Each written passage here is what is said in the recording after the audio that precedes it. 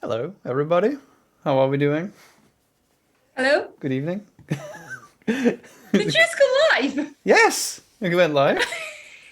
You gave me no warning. I thought you had Twitch open yet. What are you talking about? It's fine. I knew you'd be ready. I could see you. That's I'm like half getting ready, and I'm like, oh yeah, you still got to test the mic. yeah. I'm gonna turn you down a bit though. How's everyone doing? Who's all here? Oh, lots of people's are here. All Oh the my gosh, peoples. there's so many All the people. peoples. All our friends. All our friends. We don't get to hang out with our friends enough anymore. Hi guys. Yeah. Hi. It's been a long week. It's not even been a week, right? No, it's not been a week yet. No, no, it's been a long time. Well, I think it's because I didn't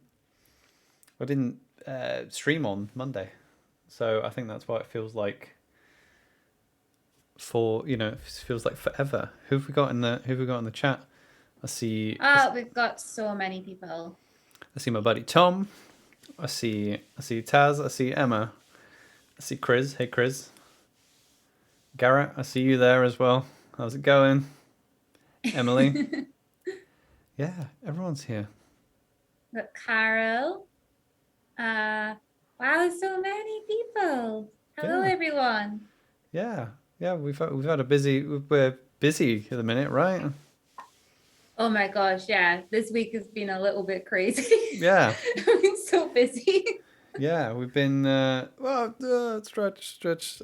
I'm being very good this week, folks, because I do have I do have a beer, but it's zero alcohol, so because you know I have tea.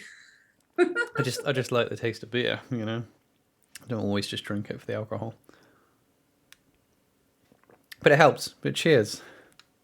It's good to be with you all. So yeah, we've been recording some podcast, haven't we, Robin? Yeah, we have. We finally started recording podcasts. So we Yeah, we did our second one yesterday. yeah. No, was it Emily's. yesterday? Yeah. No, it wasn't yesterday. No, I spent all day yesterday trying to yeah edit it because I had That was it. yeah yeah no. Emily's saying your hair looks amazing, but she says mine does too as well. So Oh, thank you, Emily. yeah yeah, it's looking good. It's kind of because that holographic hair that you had, that's kind of blended in now, isn't it? Right? Yeah, like it was like really bold before, Mm. whereas now all the holographic colors have blended in, so it kind of like it's getting there. Yeah, yeah. And what else have we been up to? I made a TikTok video today. Yeah, you made your first TikTok. How was that? Yeah, yeah. That was fun. Got to because I'm obsessed with that damn movie Encanto. I just wait. Well, I mean, yeah. It's our Garrett. It's our guys's TikTok. Yeah, no, we have a joint TikTok now, right? Yeah, we do. Well, There not we go. I put the link tree in and there's a link there to it. So yeah, we've got like a joint TikTok for this. And yeah. yeah, yeah. So yeah, because I haven't bothered just doing any of my own. I just thought I would do it on the two have and two roll um TikTok account. And we'll yeah, we don't talk about Encanto. We definitely talk about Encanto. It's not like Bruno.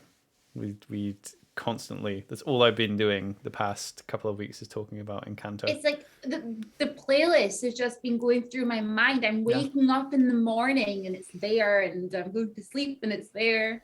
Yeah, it's funny. When I first watched that film, I've got a feeling this might be overrated, how everyone was raving about it.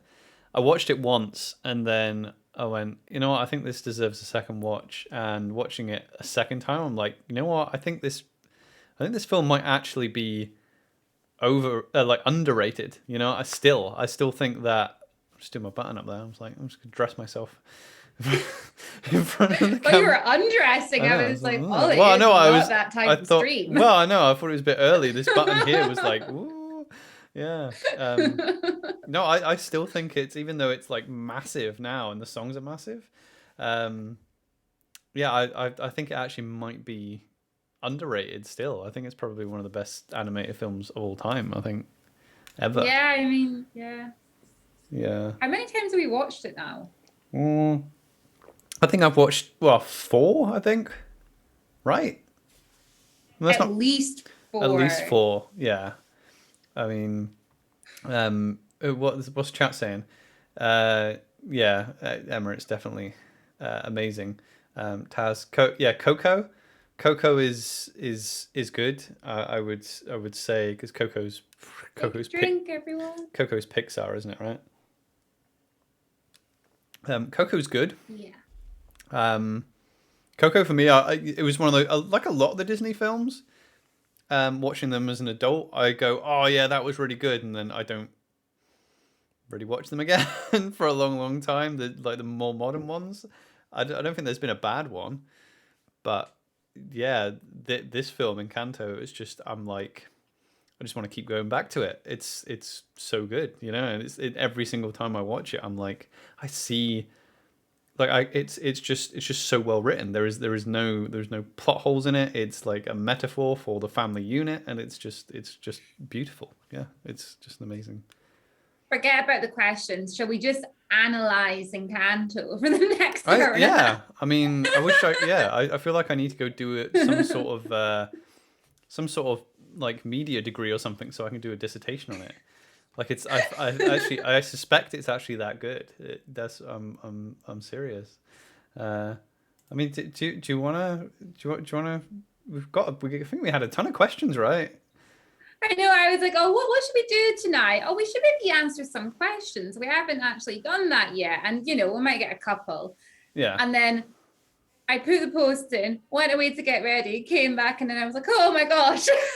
Yeah. Yeah. I don't know. You guys want to know so much. Yeah. Yeah. I don't. Yeah. Garrett says we don't have enough questions. I think we'll. I think we'll manage. How many of these? Before I start reading them out, how many are about Encanto? I thought you were going to say how many are from Emily. No. What? Why would I say that? Before we start, Emily, how many have you submitted? Emily's wording of her questions is infamous. But no, I was asking I love how Emily's many. questions. How many? Emily is the question queen, Laura. Yeah. So let's not read your announcement. Okay, let's should go top to bottom, shall we? Yeah, top to bottom's always good. Tom T-Pats in the chat, shout you out. What is the greatest thing one of your D&D characters has ever done? Either RP or great rolls, as in dice rolls. Okay, I've got one actually. I don't know if it is classed as a great thing. It's just my favorite thing that's happened that one of my characters has done. Do you think that could count? I don't know. I'm not. Am I the referee? Okay, yeah. No, that won't count. Oh, damn it! You have failed question and answers. That's wrong. 2 points deducted. One of my favorite things that one of my characters has actually done is Ttrpg, my 4 elements monk, high elf. She tried to make friends with the manticore, and it was the most fun I have had with a character doing something totally stupid. And what I loved about it is that it went so epically wrong. She tried to make friends with this manticore. She thought the manticore was being her friend. He was very sincere and lovely. And she tried to climb up to his sort of den. And she was like, oh, Mr. Manticore, I seem to have failed my athletics check here. Would you carry me to your den? And he went, of course I will. And then he tried to eat me. But that was honestly that's just one of my favorites. So I don't really think it was a huge success, but I think it led to a lot of fun role play and a whole load of manticores are not my friend. Yeah. Scenarios. Yeah, I'm just What trying about to. you, Oliver? I don't know. I'm just trying to think. Like, trying to think of one I haven't talked about yet ever. Because I tend to I love maybe this will be a question later because I think I spotted it, but I do love all my children equally. So I'm gonna give. I think they've all had sort of great moments. I think I'll tell you what. One of them. Okay, my this is in a Dragon Age game. So Yeah. my Kunari warrior, he's called Reth. He's a very stoic Kunari. He's a berserker, so he's a bit like a barbarian. And he was obsessed with dragons. You know, most of my characters are obsessed with dragons in some form. I've had characters that wanted to like slay one, but Reth like holds them to a high kind of like he puts them on, a pedestal type Yeah. thing, because that's actually part of the lore that they're into. The Canary are into dragons, and I had this running joke that I was like, I just want a dragon, want a dragon. And then at the kind of arc end, we were down in the bottom of this castle fortress place, and we kept going down into the lower levels, and we found right at the bottom of this lower level a high dragon. And it was fun because you were in that game, but you weren't in that session because we split up. So Yeah. so it was only like half the party, and we found this high dragon that had been chained up, and obviously it was very dangerous to run in there. And my character, who hadn't really had much motivation throughout the whole he just wanted to just kill things and earn money. Those are the only two things he wanted. But I was like, Yeah. no, this is his moment. This is the time where he like thinks about something else. And he just goes. I just go running in, and there's like I can't remember. Emma, you're in the chat, right? How many? How many? Yeah. Emma called it, by the way. Oh, really? Before you even Oh, said really? it, she called this is your Yeah. moment. Yeah, this was an epic moment for one of my characters, and there was I can't remember how there was basically chains, and there was like 4 or 5 of them, and it was a big a circular room, and I just ran in and was like, nah, I'm just gonna keep hacking at these chains, and the dragon was attacking me, and the guys were attacking me. I think 6 chains in total. Yeah, yeah. Stop drinking beer. This is what Ref was into. Ref was into drinking beer and earning money and killing things. That was his basic. That was his basic jam. So yeah, and Yeah. but I remember there was a caster, a magic caster, who just ran in with me. I was like, leave me, and I was like, I'm just gonna keep going. And that was my goal, was just to keep going and try and free this dragon, even if I got eaten. But the little caster just followed me around and just kept trying to heal me, as I was like, I wasn't trying to protect him at all. I was just like, no, I'm just gonna keep going. And then like our 2 teams met up, right? And at the end of that session, it was either the end of that set. No, it wasn't the end of that session. It was the end of the following session. And then we met up with you guys, and then the dragon like burst out of the ground and flew off. So I think Yeah. that. Yeah. No, and that's a pretty epic character moment, definitely. Yeah, I think yeah, I've had really good other characters, but Wrath doesn't get enough uh, limelight sometimes. Yeah. 'Cause Yeah. I think that's a good one for us. yeah, that was a good one. Thanks, Tom.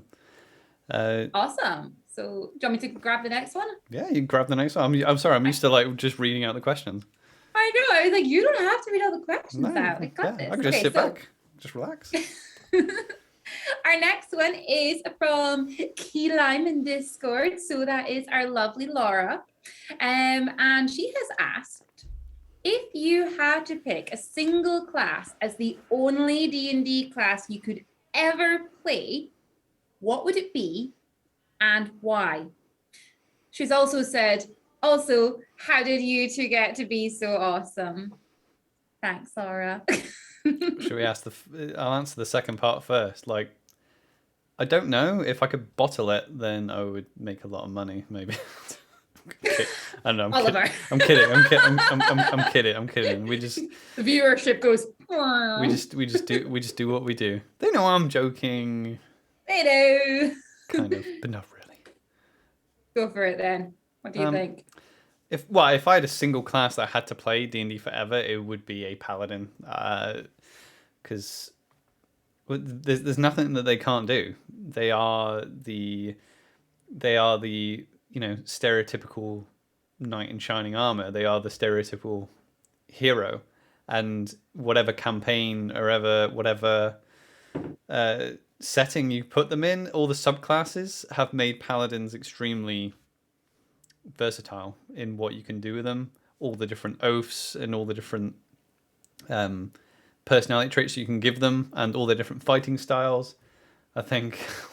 What are you laughing? What is there someone in the chat that's? I just like spat my drink because I read what Tom wrote. I'm sorry. No, keep going with your answer. Sorry, I got distracted by the chat, Tom, and I was like, "Yeah, that's true." Alpha Robin, I know that's the race, but this is Robin we're talking about. Yeah. That's fair enough. But no, definitely Paladin, because I have more Paladins than any other character. I do have soft spots for bards, but yeah, I think I just like the archetype. I like being in front with a shield as well. I like going right. Let's do this. Yeah, no, I think you really suit the sort of paladin character as well, and I think you genuinely really have that sort of love for them. I know you've played other classes as well, but I do think you definitely do light up more when it comes to speaking of paladins. Yeah. How about you? Me. Which one is it, guys? Monk or bard? Get your oaths in. Yeah, bard. Bard, right? Yeah. If I had to choose one to play forever, it would be, first of all, it would be bard. Reasoning behind it, I feel like with bards, you can, similar actually with what you were first saying with your paladin, is that with a bard, you can be anything. You can decide to be a up close in your face bard. You could be a bard that likes to fight and use weapons. You could be a ranged bard. You can be a bard that only takes support spells, or a bard that only takes damage spells. There's just so much you can do. And because I love to role play, and I haven't yet worked my way through enough of the colleges on offer, I would go for bard. Yeah. I do love monks, but if I had to pick one, it would be bard. Well, I've got another reasoning for picking that as well, is because I know bards, you can go, all right, I'm going to go College of Valor and then take heavy armor wearing, and then you can actually make a paladinesque bard anyway. But this is like 5th edition, so if I had to play a class forever, like the paladin is always going to be that kind of archetype I think in any iteration of D&D, and they're always going to be, I think, going to be part of D&D and role-playing games. So I'm pretty sure if I go to like another TTRPG, like I've never played Pathfinder, but I'm pretty sure if I played like a paladin or paladin style thing in that, I would know what I'm getting. I'll be like, that's my comfort zone. So when I'm playing RPGs online, or RPGs, not RPGs online, but RPGs, video games, is what I'm trying to say, I always go for that. Yeah. What am I going to do? Oh, yeah, sword and board, because I know how to do that. I don't have to be too tactical. I can just be like, right, okay, just give them a big shield and run in there and, protect your allies. I just like that. Yeah, okay. So this is from Carol in our Discord. What's your favorite magic item? Oh crap! I don't know. You don't know? Should I get the basic ones? Oh, yeah. I'm thinking that. I'm like, do I need to bring up a list? Actually, no. Actually, my favorite magic items maybe not that exciting. I love the luck stone, or the stone of good luck, I think it's called. I absolutely love that. Basically, it gives you a +1 on all your abilities, and it's got another couple of cool things it does as well. But although I love my alchemy jug and tankard of plenty, bag of holding, I love all of them, but the luck stone is the one that I actually if I could take it, I will always try to take the luck stone. I just, yeah, like Yeah, it. yeah. Like having a bit of luck. Yeah, I don't know if I have a specific one, to be honest, but there's just my favorite ones are probably like utility based. So yeah, like bag of holding is really good. Alchemy jug. There's so many. Like sometimes I'll like just flick through the DM's guide like this, like I'm doing now, and there'll just be such cool like art, and you're just like, oh yeah, look at this. Wand of paralysis, wand of secrets. And you just there's so many awesome. I think boots springing are really quite good, especially if you're like a martial class.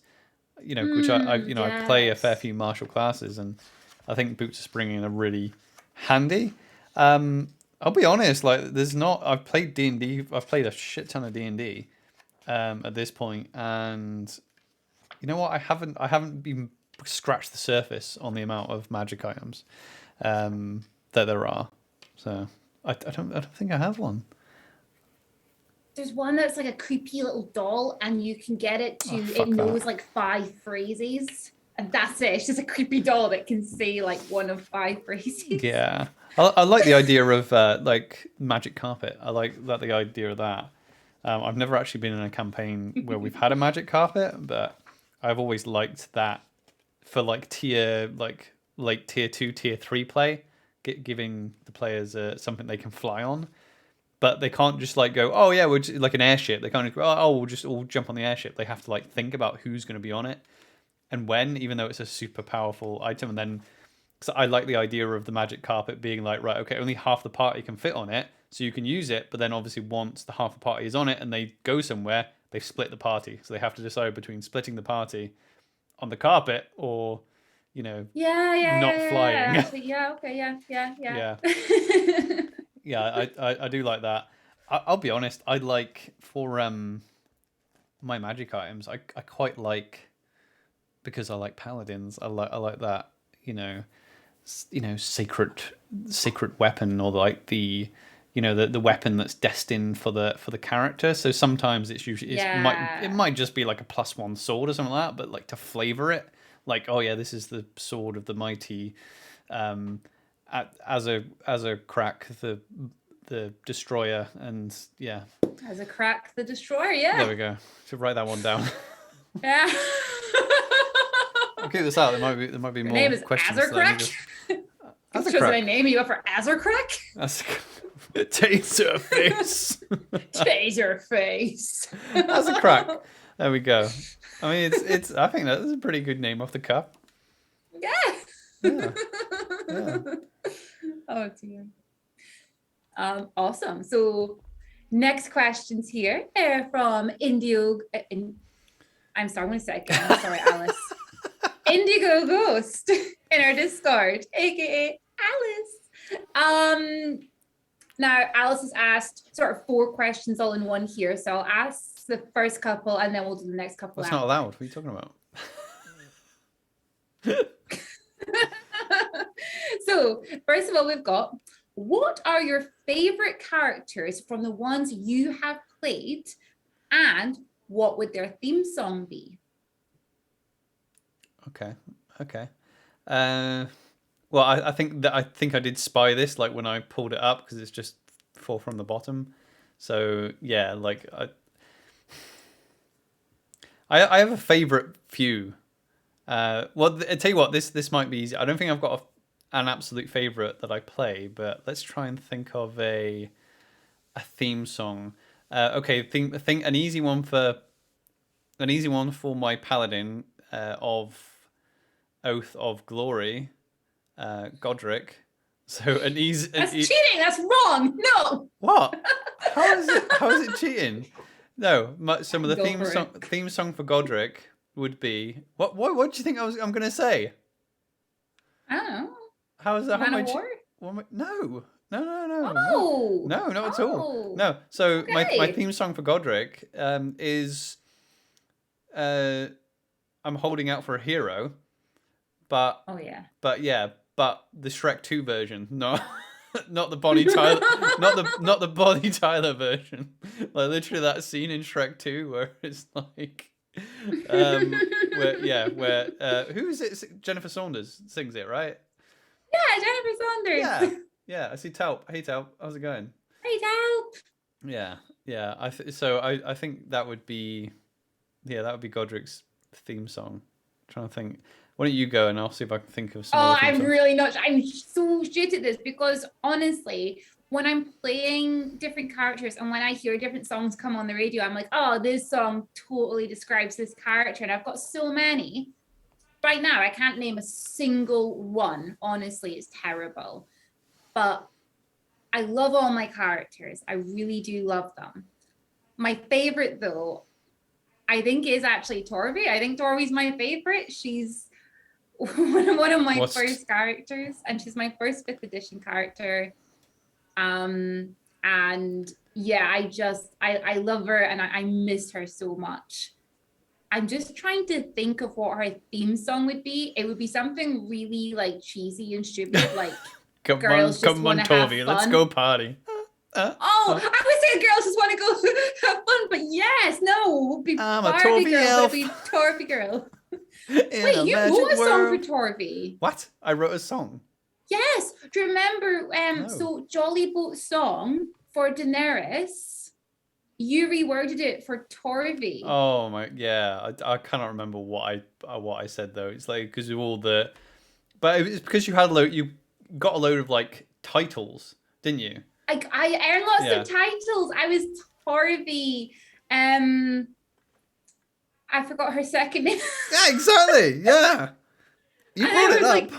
It was Torvi, enemy of Manticores, friend to the bugbears. But in a song version.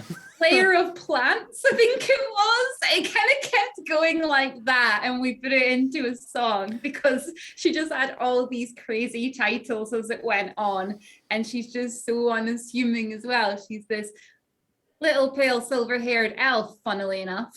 So yeah, but I think she would, her theme song wise would be all the cheese. They'd be actually just Aqua. Yeah, just all of Aqua will be her. There we go. That sums her up. Yeah. I think Davin, my bard, would be fame. I want to live forever.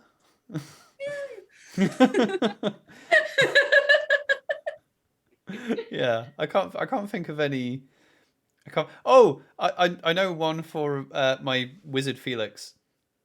So the theme song for my wizard Felix would be the song from The Sword in the Stone, the Disney animated film where he's putting all the stuff in his bag of holding, and he's going hoppity scoppity walkity whack, and then he's like, hey, whoa, wait, hang on, where was I, boy? He's hoppity scoppity. He's yes. that would be. Going. No, I don't know the actual words, but I'm just saying. You do know it because you said it before. I do not know. It's yeah. I think I know the. I know hoppity scoppity, and that's it. I think he just makes it up as they go along. Yeah.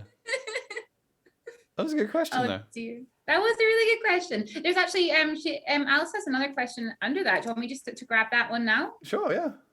Yeah.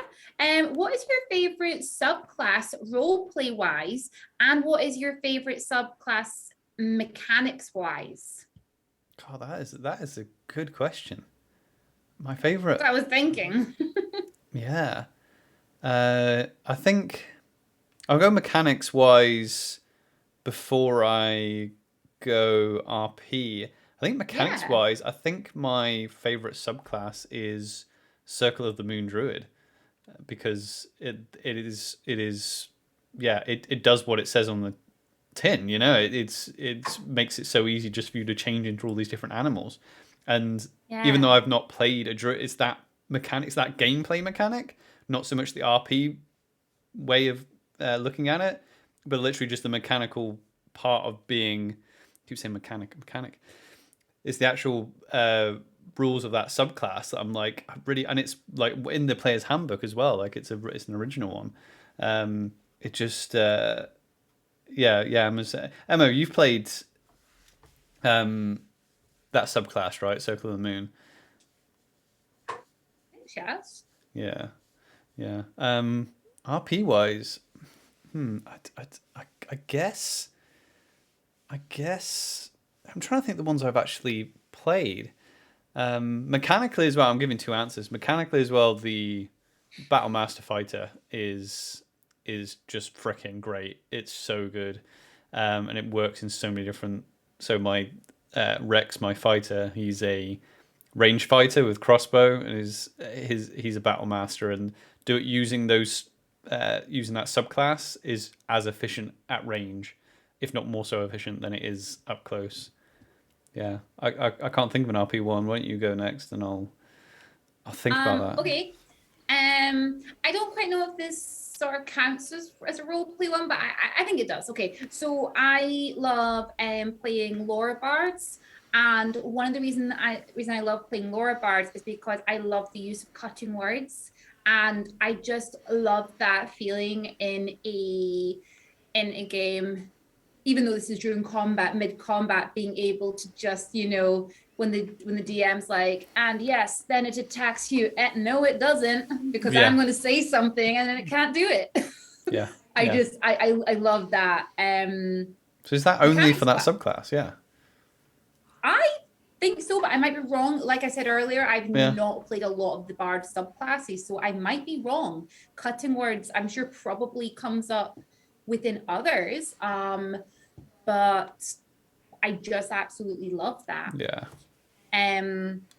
Mechanics wise, I really love Way of the Ascended Dragon for monks. I think there's some pretty incredible abilities that come with that, especially as you get onto later levels where you pretty much turn into a dragon. I mean, come on, that's pretty cool. And there's just so many cool things you can do just from the start, being able to use your bonus action to do something more than just punching, but to be able to cast, fire damage or poison damage or something like that. And it's in so many different ways that you can flavor it.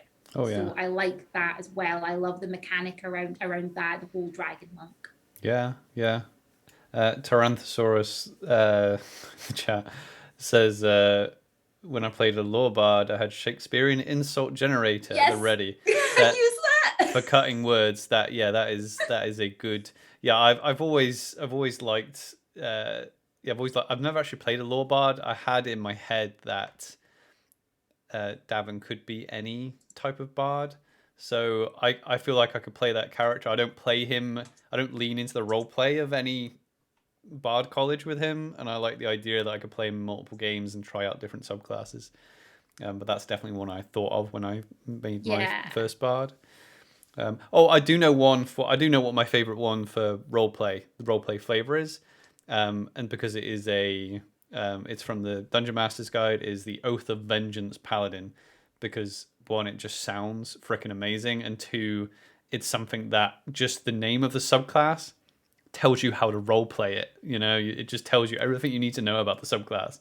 You've sworn vengeance, and that's where you're getting your power from. I love that. Even just having well, that one-on-one game I did for you that once, and I had the crystal guy. So he was Piedra. He was from a different time. I liked Piedra. Yeah, and he was a paladin. But the backstory was like I think it was in his backstory that he had some sort of vengeance backstory, but it made complete sense. And the fact that he went no because somebody had burned down his village or something, and then the god Torm was like, I'll give you some power because you're annoyed. It's just the flavor of it is great, I think. And it's a really good subclass.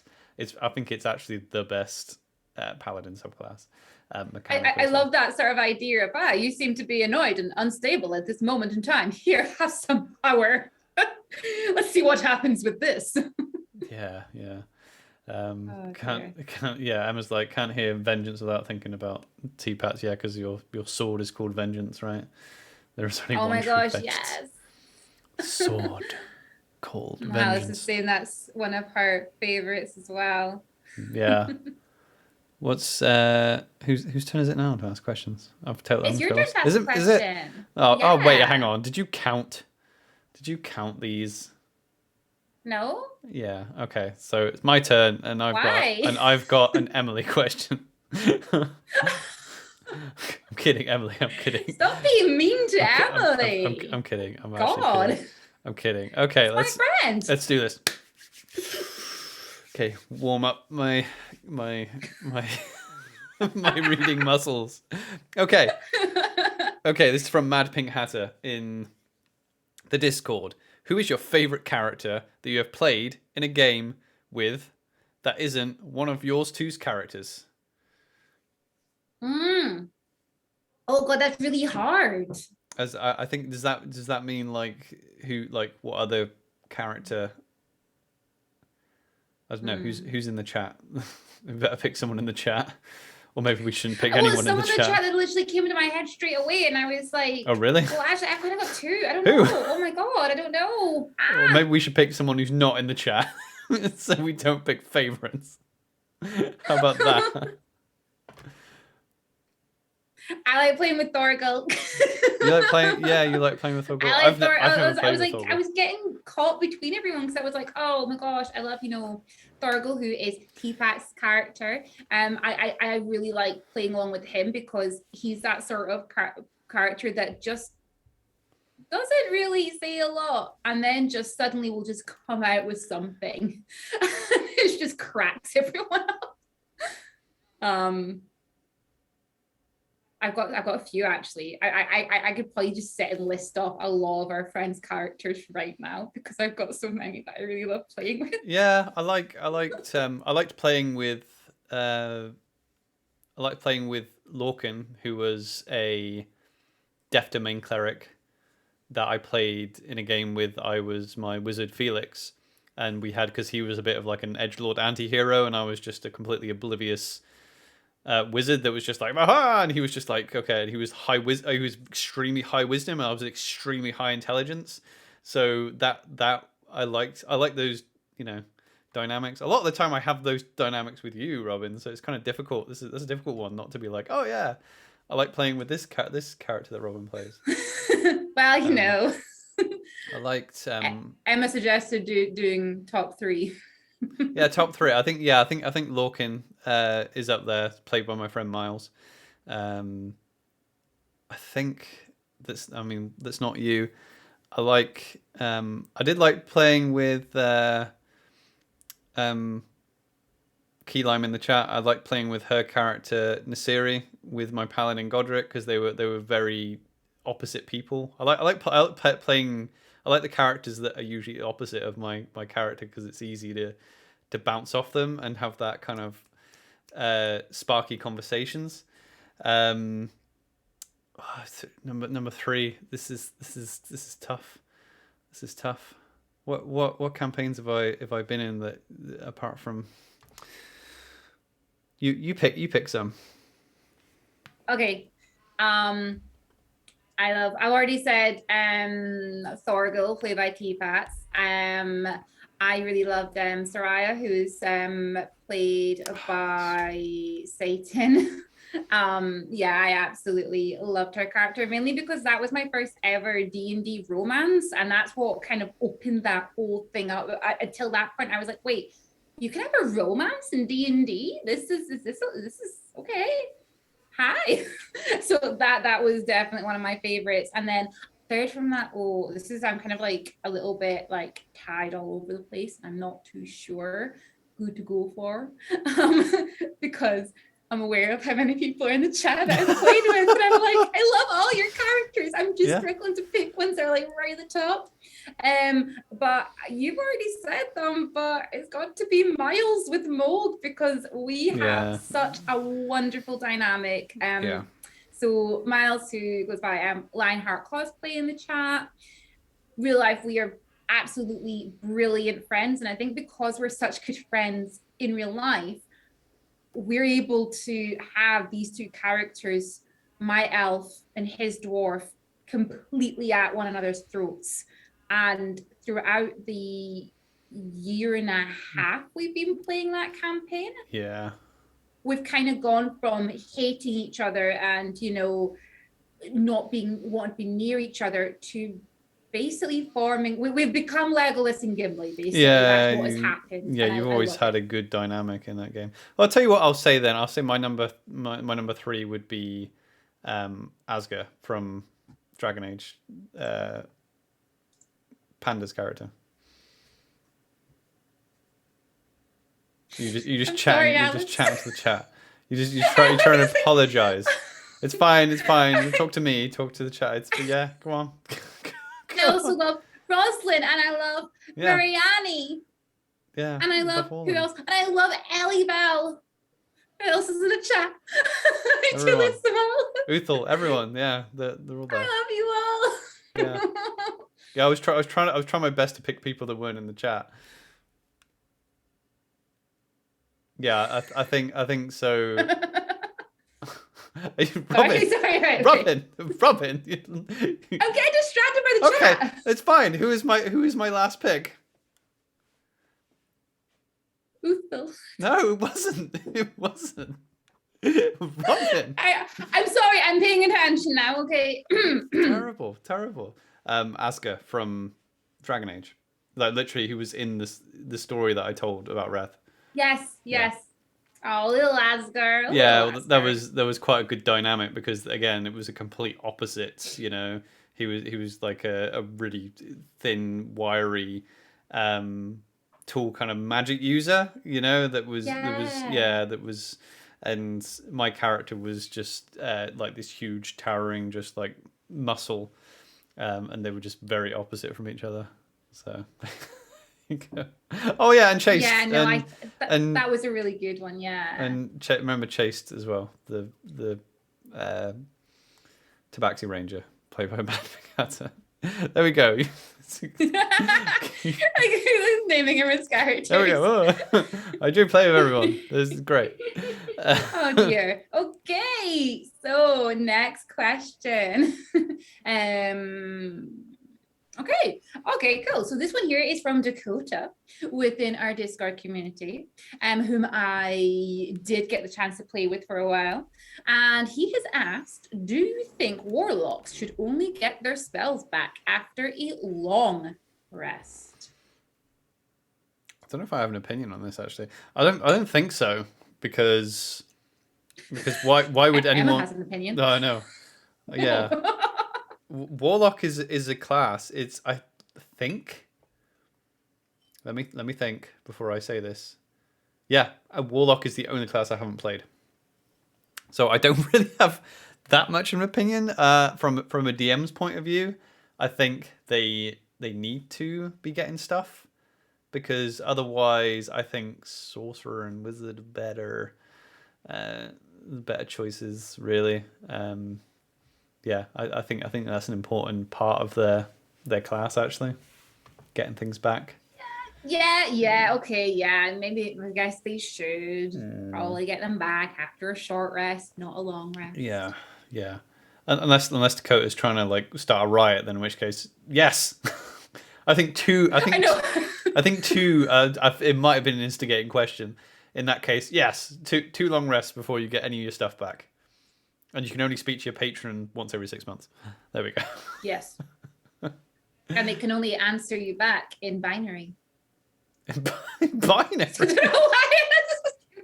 Because we were watching Futurama the other day, and that's what it is. I was like, where did binary come into my? Oh yeah, Bender. Yeah, Bender. Yeah, is that Cloud speaking binary?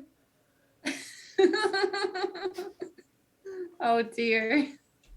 Yeah. See, I think you've counted this. So next question from Emily Mad Pink Hatter in the Discord asks, what mundane item do you think would be fun to magic ties? I think that means what item do you think would be really fun to make magic? I think so. I'm looking for items. My dice. That's a good point. Yeah. How I want my many? dice to be magic. Yeah. How many magic dice are in the rule set? I don't know about magic dice. You can get weighted dice as a charlatan. Should we have a look? Go for it. Let's have a look and see. Yeah. I mean, yeah, dice, D&D Beyond, dice. Does that come up as an item? Is dice I'd set? actually, Game dice? I'd probably think of something really, to be honest, something that I would want, like a mundane item to actually be magical would be just something really stupid, like my kettle. I'd want it to make me a cup of coffee and then walk over to my bed and hand it to me in the morning. Oh, that would be so handy. Yeah. I quite like that. Yeah. Yeah, that would be handy, or just a version of that would bring you like beers at night. Like a little helicopter-y thing that just brings your beers to you. But I don't know what that would be. I suppose any item, if it was magic, could do that, right? Yeah, like any item. I can't seem to find. There's no magic item that involves dice. Weirdly enough, it's a dice set. I guess you could. I guess you could make, if you were an artificer, you could make something that was like dice shape that was magic. Yeah, that could totally work. Mm. Yeah. Okay. No, I'm going to stick with my kettle. Yeah, I want a kettle that walks to me in the morning and hands me my coffee. Yeah. Probably actually follows me around for the rest of the day with coffee as well. Actually, that'd be all right. Yeah. It's your turn to ask a question. Like he's not saying anything. I know. I have nothing else to say. Oh, it's from Dom. In your Middle Earth campaign, who's your favorite warrior from the race of men, whose name starts with a T and has a sword called Vengeance? This is why I should read the question before just saying it. Yeah, I think we know what he was aiming at there. My favorite warrior. Barbarian. Yeah. Lil. Terrence. There we go. The thief who steals vengeance. Terrence. Oh dear. Okay. What? I was going to say, do you want me to grab the next one? But then I just realised that our turn. So no. I was jumping on the next question. So the next question. No, go for it. Yeah. So Carol asks, have you ever created your own magic item during a campaign? I have not, because I've never created my own magic item. But I have had an incredible one created for me. Can I say that one? Yeah. Right. Okay, Ttrpg. She had in a friend's campaign, so in RG's campaign, she had these like they were basically gauntlets that she had on, and she's a monk, and the gauntlets had a big heart on one and like XO on the other, and when she punched anything, a huge big like anime style heart would appear. And then it would knock them back and it would explode in glitter. Yeah, no, that's a real cool one. I remember when you told me about that one, I was like, yeah, that's cool. No, I've never made a magic item. I tend to rely on the people that just write these books and just go, okay, they know how to balance stuff. Like throwing flavor onto magic items, I think is really cool. I think it's pretty cool. But no, I have never made one. I'd like to make one day, maybe. But again, it would probably be just a using the books. It probably wouldn't be something I'd come up with completely on my own. Yeah. Cool. Awesome. So I'm sorry. You see, this is how it feels. This is how it feels. Look at the face. Look at the Our next question is from Madpink Hatter, aka Emily. And Emily has asked, how many pairs of shoes does someone need? Well, one needs enough pairs of shoes for the different jobs that you require of your shoes. You're gonna need shoes for dress. Obviously, you're gonna need smart casual shoes. You're gonna need activewear shoes. You're gonna need work shoes, depending on the type of work you do. You're gonna need outdoors shoes, i.e., boots. You're gonna need waterproof shoes. You're gonna need some sort of footwear for inside the house as well. And then you're probably gonna need like, when it comes to smart casual, you're gonna need like winter style shoes, and then you're gonna need summer style shoes, right? What's your answer, Robin? No, the question was, what shoes do you need, not what shoes do you have? So I can then agree that I do agree that you do need correct shoes for, exercising and walking and going to work and going out and, just going to work. And I do agree that those shoes shouldn't be one pair of shoes. Yeah, you don't. Yeah, so you're getting better though, right? You're getting better. You are getting better. It's taken me over 10 years to convince Robin that it's better to just buy shoes for the different purpose than just buy one pair of Vans and use them for every single purpose. How good are Vans, right? Yeah, I know, but they only last you like 3 months and then you end up. I wear them for everything. Yeah, exactly. That's what I mean. And then you end up going.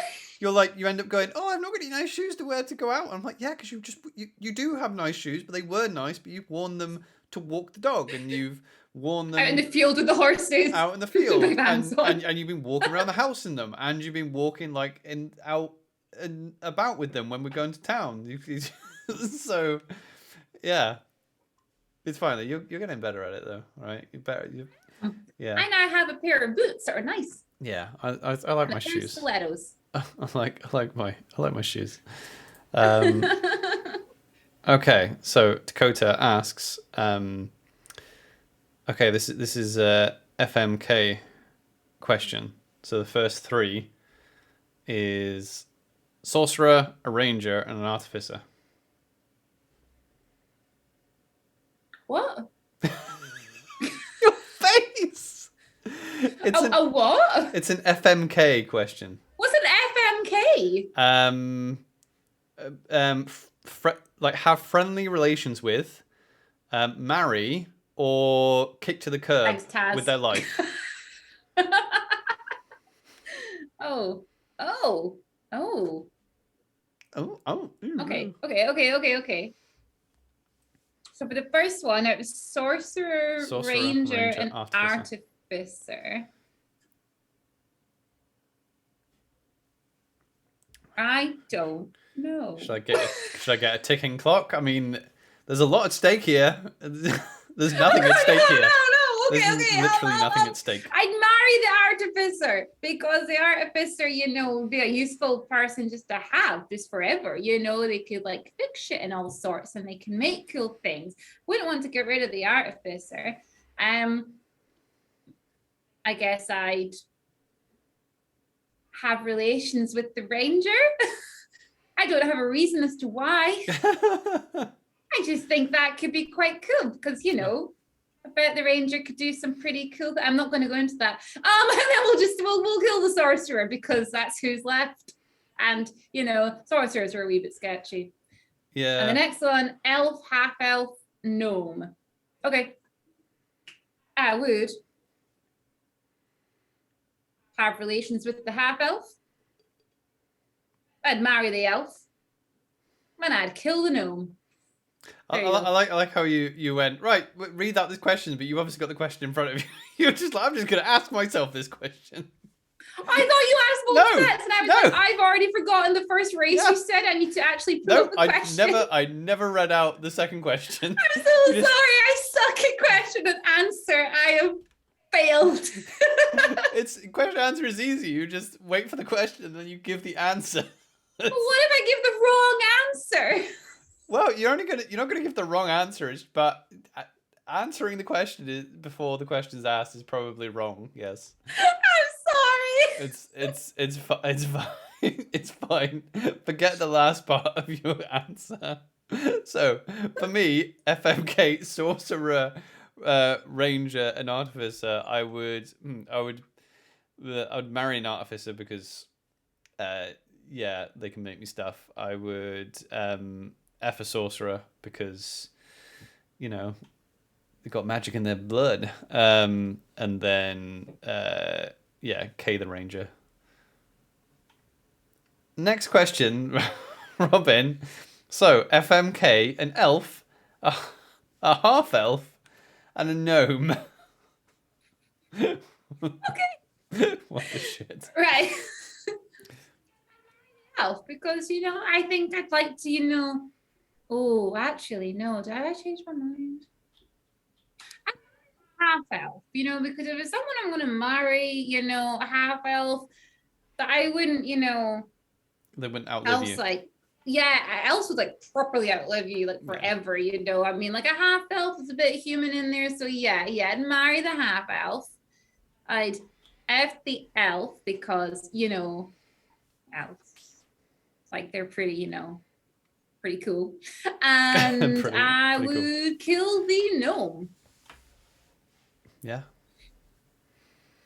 I would like to say, I don't see race. It depends on their character, but yeah, no, I'd kill that damn gnome, and yeah, probably the same answers as you actually. Yeah, I'd probably marry the half elf and F the elf for the same reasons. Yeah, that was a pretty straightforward one. Yeah, exactly. Aha, so the numbers are in my the numbers are in my favor now. What the fuck is this, Emily? Oh wait, I read the one two questions down. I what the fuck is this? Okay, I'm sorry, Emily. Mad Pig Hatters. Which one are we on? You were reading the questions before. The one below the question. I need to read it first before I can read it out. Okay. Okay. So Mad Pig Hatter, Emily, first of all, has asked, what was the most D&D thing to happen to you in real life? This is a good one. The most D&D thing to happen to me in real life? Well, I mean, probably cosplaying. I don't know, but is that real life? I don't know what's. I guess I've cosplayed a ton. I cosplayed Game of Thrones characters, and I went on stage as that character, and I did a speech, and another occasion I did another scene and speech with Robin. I guess that's kind of real life D&D. I rode a horse in a set of armor. That's pretty D&D, I assume. Yeah, I mean, I was about to say the same. I was about to say, I rode a horse with a shield, and yeah, you did, yeah. I was thinking, I was like, that's pretty D&D. Yeah, a lot of horse things, really, I guess, would be the sort of, more like real life thing I've done with like that's D&D-esque. Which is funny because for being a fantasy based like game, like what are you doing? Nothing. I figured out an answer to the question. Oh, like you'd spilt something. Just like, ooh, yeah. The rule set for horses in this game in 5e are just very vague and not that good. Yeah. So what's your answer you came up with that made you go, ooh? There's one thing I did. A friend of mine. This was, oh my god, how old would I be here? Maybe like 4, 18, I 12, think. 8. I don't know. What? I don't know. You asked me. I don't know. I was asking myself. I think I was over 18. My friend and I, it was a really hot summery day, and we got our horses and we decided to go out for a ride, and we grabbed some saddlebags and we filled it with all the things that we would need. So we filled it with alcohol, and we went out for a hack somewhere, and we tied the horses up, we got off, we sat there, we had a drink, had way too much to drink, and then had to try and drunkenly ride on the way back. And I feel like that's the type of shenanigans that D&D parties tend to end up getting up to. I think that's the most D&D thing I've done in real life. Yeah. Yeah, that was a good question. Yeah. Emily's got another question linked just under that one. Do you want me to grab that one? Yeah, sure, yeah. If you were a crayon, what color would you be? I would be... Oh, so I would probably be a red crayon. So there was an episode. I love that you were saying, oh, I know this one. Yeah, I know. Well, I had an image in my head. So there was a Winnie the Pooh animated series cartoon, right? Episode, sorry, that had Winnie the Pooh and friends travel under Christopher Robin's bed.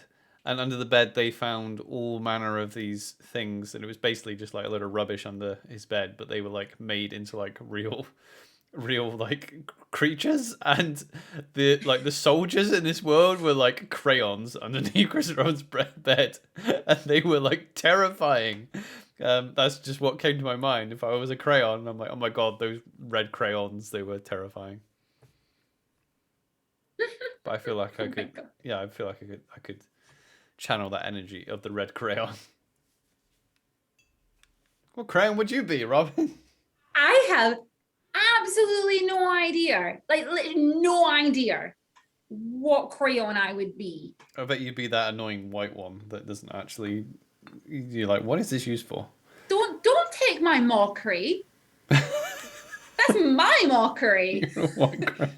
But they do have white crayons. You're as useful as a white crayon. No, but they are. They do exist, and you're like, remember you used to do it. You used to have them. You're like, what is this for? You know? Exactly. But you used to be able to like, because remember, you used to be able to draw on them and then like put watered down paint, like inks over them, and they used to go whoop, and you know, whoop, whoop. That was the noise they made. That's official. Whoop. So Dakota in the Discord asks, what do you think will change with the new evolution of D&D? Ooh, that's a good one. Ooh. I don't know. I know what I'd like to kind of happen, but I have no idea what might happen.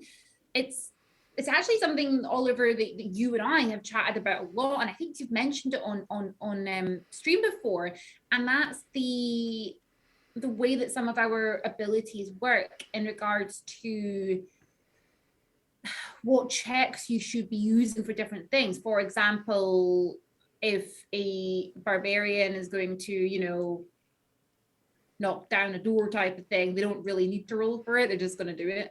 I feel like there might be maybe better examples of that, but something along those lines. I feel like that might be fleshed out a little bit more, maybe. I'm not too sure, actually. You're probably going to have a bit more on this than I will. Yeah, I think what's probably coming is a 5th edition, like 5.5, because they are putting, because 5th edition is so popular. There's no way that so many people use it, and as a base for other TTRPGs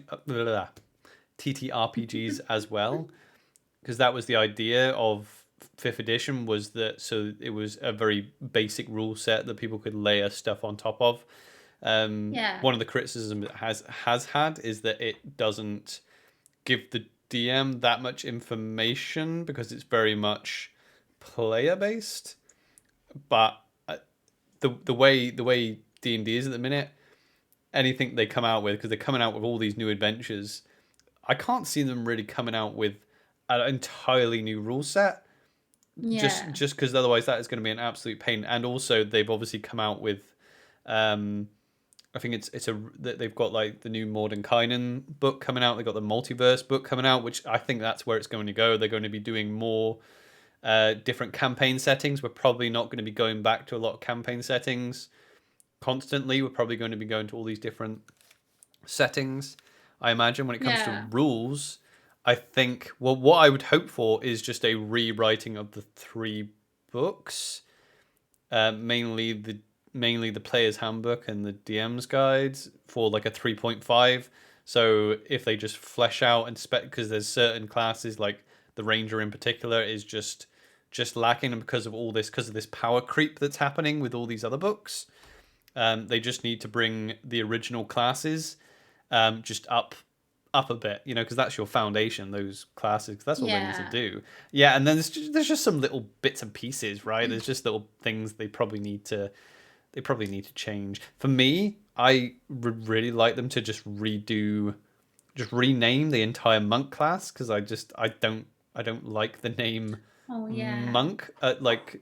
Monk is, it's someone who's religious, and it's tied to religion. I want them to call it martial artist, and obviously they'd have to change Yeah. the second level ability or first level ability martial arts, because yeah, like martial artists take so many different forms, and calling them monks calling them monks is like, I don't know. I think it's borderline offensive at this point. Yeah, no, I agree actually. Yeah. Yeah, it's a good point. Yeah, I don't, because it's basically what they've done is they've gone, oh, it's like, because Eastern religion and martial arts are tied, so they've gone, oh yeah, monks, can fight with their Yeah. fists, whereas you're like, well, no, martial artists are all over the world, so I would like a brawler. Also, I think martial artists should have a grappling ability. They should have like a jujitsu ability, where they can Mm. use, instead of. I mean, that's what I would do anyway. That's a good thing about 5e. It doesn't matter if they change it, because you can just change it yourself, I guess. But like, if I had someone Yeah. grappling and they knew martial arts, like if you have ever done like jujitsu or watch people do jujitsu, you can wrestle, which is strength, but then you can implement jujitsu, which is all about dexterity and leverage. So if a monk Yeah. is grappling someone, I would be like, yeah, you can use your strength, or depending on what type of monk you are, use your dexterity to grapple. You know, Yeah. I would like some more. Like, I'd like the monk to be. I would like the D&D R&D team to actually go in, because I just have an interest in martial arts as in general. I would like them to actually look at actual martial artists, because a lot of the subclasses are very like magicy based, and it's all spiritual, and I'm like, can we go more like martial arts based? Can we have like a brawler subclass, that, like a boxer subclass or a kickboxing subclass? Can we Mm. have a yeah, jujitsu style subclass? I would prefer that, and I know obviously, because they go, and it's about what monastery you go to, so I think they'd have to. It would be a big project. They'd have to rewrite the whole thing. That's kind of what I'm hoping for. Yeah. Yeah. That's fair enough. Yeah. Mm. Awesome. So our next one. What the fuck is this, Emily? Like, Emily has asked, right or left sock? Both. No, that wasn't an option. No, both. Both is always an Right option. or left? That is both. Is one meant to go in the right? One meant to go in the left? I mean, like, can Yeah. you not just? If you not check. Yeah, well, the seam starts at one end. Like, so in your right one, it's supposed to start on the inside of your big toe. I just put the little Yodas to the outside. No, there's no right or left, for fuck's sake. It's such... What the... They're labeled? They're not labeled. Okay. Oh my god. Right. Tazzington in the Discord asks, what work of fiction / fantasy from media, films, books, TV, would you like to base a campaign on? That's not Lord of the Rings. Yes, she knows me. Yeah. What would you want to Be a campaign? Or what I like campaign would a you like to play proper in? like. Sorry. What would you like? What campaign would you like to play in of any fantasy setting? I'd actually like a proper like Disney D&D campaign, like set within like um yeah, just like a full on Disney one set within having like the Magic Kingdom as almost like that sort of main point, and then lots of adventures involving everyone at once sort of thing, almost like a Kingdom Hearts. just like a Yeah. okay, I was thinking that I was like that's Yeah. pretty much like Kingdom Hearts is what I'm saying, isn't it? Yeah. Yeah, so like a Kingdom Hearts D&D adventure. That's what I would quite like actually. I think that No, would I be know what really you're fun. getting at. Yeah, I Yeah, would. so I'm Yeah. kind of trying to badly explain here. Yeah. Yeah, no, I would like that as well, but because obviously there's so many different settings within the Disney animation sphere, like you'd have to. I think people have. There's definitely people that have online, right? But yeah, no, I would. Yeah, I would like to have like a big like fantasy esque setting. Yeah, with like the Magic Kingdom, based on the Magic Kingdom theme park, and have all the Mm. different theme parks, turned into like actual kingdoms, and have the different characters in there, and you can Yeah. go to Yeah. yeah, you can go to Annadale and that's right, yeah, and And Delia. Corona, Corona. Corova, yeah, Corona, Corona. yeah, and all these different places. I think that would be good. Uh, Mm. yeah, I think that might be. In fact, I'll see if I can think of a different answer. There's a Power Rangers TTRPG out now. I wouldn't mind playing in that, because that's perfect for a TTRPG. You're a team of people. You're the Power Rangers. That would be so cool. So I wouldn't mind playing in that at some point. Um, that's not Lord of the Rings. Um, yeah, yeah. I think it's got to be. I think it's got to be Disney, right? Yeah. Yeah, yeah. I think so. Great. Okay. Taz also What asks, next? "Do you Yeah. do you both realize how beloved you are?" Almost didn't read that out because blush. Guys. Yeah, we realize an amount. Make sure you keep telling us. Okay, I'm kidding. Okay. Oh dear. Yeah, so Carol has a question for us. Mm-hmm. Says, have you ever had a time when a nat 20 wasn't enough?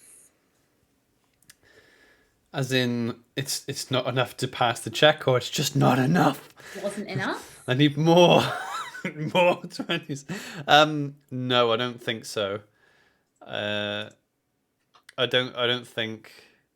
I think if you roll in that 20 and it's not enough to do something, I think it's me being a little bit pernickety. But if you get a nat 20 and you don't pass something, either a check or an AC, that's a hiccup on the DM's point of view, because the DM shouldn't make you roll, because if they're making you roll, they're giving you false hope that you can actually do something.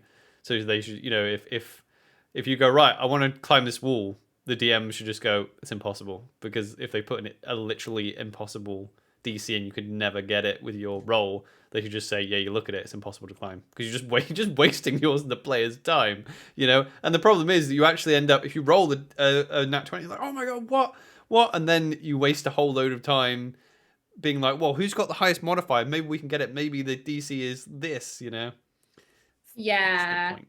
That's the point. I guess, yeah, I can't really think of a time when it hasn't been enough. Although I have been in a game where I can't actually remember the exact circumstances around it, but I remember somebody did have to pass a check and they passed it, but the DC was something like 25. And I remember looking at my stuff being like, wow, even if I got an at 20, that would never have happened. Which again, like you were saying before, I'm just like, oh, that's great, but it's impossible. Yeah. Okay. Yeah. So I'm reading your chat, right? So yeah, that's correct. So on you don't crit for, as rules is written. You don't crit unless it's unless it's on attacks. You can only crit then. However, a lot of DMs, I think actually the majority of them do take into account that when someone rolls a nat 20, it's a critical success in exploration or roleplay, which is what because it's more fun, you know. If someone is Really like, look, fun. this is a DC, 25. Let's see if you can do it, and someone rolls a nat 20, I'd be more likely to be like, yeah, yeah, you do it.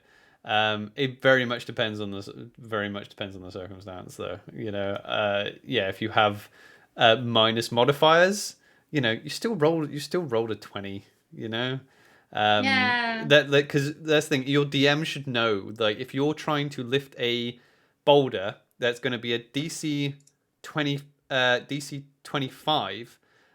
Two characters are trying it. One's got a negative modifier. The other's got a 0, and they just cannot. There's not a chance they can get it.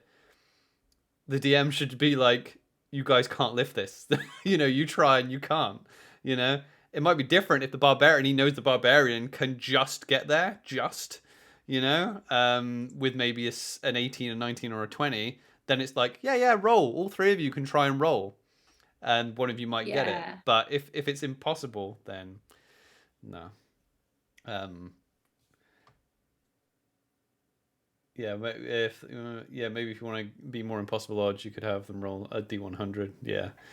I don't know. I think D100s are good for like random tables if you're into that type of thing. Um, yeah, yeah, you can get obviously get really really high numbers. Um, but yeah, I think the Nat 20, especially in fifth edition, is just such it's a big deal, and it brings the energy up of the table.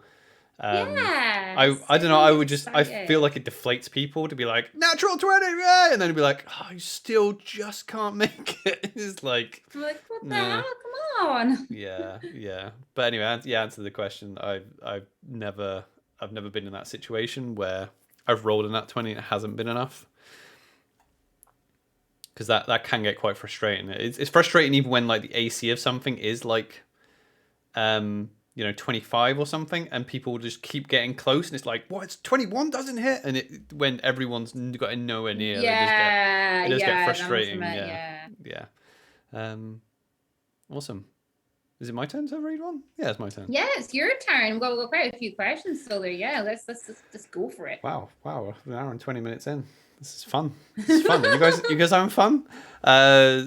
Speed Joink, my friend Garrett in the Discord, asks, if you got to choose what the next D&D expansion book by WotC would be, what would you choose? Also, how excited are you for Monsters of the Multiverse book? Because did I mention that before? I think you did. Yeah. So do you have a preference on what you'd want for an expansion? Disney. Disney expansion. Yeah, I don't know. Disney. Or actually, like, I was also kind of thinking as well. I was thinking of like different things, and this is kind of almost touching on what we were talking about before. Is that I really love DC, and I also really love Marvel, and I feel like something along these sort of lines coming into it would be really cool. Yeah. Even though I know it's got nothing to do with it and everything, but I just do think that would be kind of Yeah. cool, just to be, That would because yeah. they're heroes in this game, right? There is a DC one. There is a DC. What? There's a DC TTRPG. But yeah, that's more of Oh no, I mean like that's more of a third party thing though, not like an official book. Yeah, I would like. Emily's put in the chat like dinosaurs. Yeah, I would like a Chult, Forgotten Realms Chult expansion, because we haven't had it in fifth edition. We had Tomb of actually, yeah, I agree with Annihilation, that, yeah. which was set in Chult, I think. Yeah, I've not played Tomb of Annihilation. I think it's set in Chult, but yeah, I would like a set, maybe another adventure or an expansion. For that type of thing, and just adding a ton of dinosaurs, and yeah, it's something a little bit different from the monsters we have. And then I'm pretty excited for the Monsters of the Multiverse. Yeah, same. Yeah, in fact, actually, I always like things that flesh out. I haven't actually read through Fizban's Treasury of Dragons yet, but I like the idea of that. I like the idea of them fleshing out already well-known creatures, because I would totally like a book on orcs and goblins and undead. You know, if they just gave us, I know we've had Van Richten's sort of for undead, but yeah, those basic monsters that could get really fleshed out. I would like that. I imagine the new Mordenkainen's thing is probably going to be doing something to do with that. Yeah. Yeah. Oh, totally, yeah. Awesome. Awesome. Our next one is from Indigo Ghost. So Alice in the chat. She has asked, if you had to make a character based on an animal, what would you choose, and how would you incorporate that animal into the character? For example, I played a Yuntai Swarm Keeper Ranger with snakes as my inspiration. Yeah, I mean, I played a. In fact, I think he was my first kind of monster race character that I made in your one shot that you ran on Sunday. Yeah. I was a lizard folk ranger / artificer, and I took as the feat magic initiate in wizard. Sorry, I took magic initiate in wizard, so I could have find familiar, and I had a snake that was a familiar, and then I for my artificer second class ability I made a homunculus, who's like a mechanical little like helper, but I had that in the form of another snake, so I had the snakes like wrapped around my arms and they could do things. And so yeah, I was this kind of weird guy that would like look through the eyes of my snake and as he's like crawling on me and yeah, really smart. Yeah, and obviously I based his like thing on lizards and snakes. I guess, yeah. Yeah. No, yeah, that's a really good one, actually. Yeah. I'm actually really struggling to come up with an answer for this one. Like, what animal resembles an elf?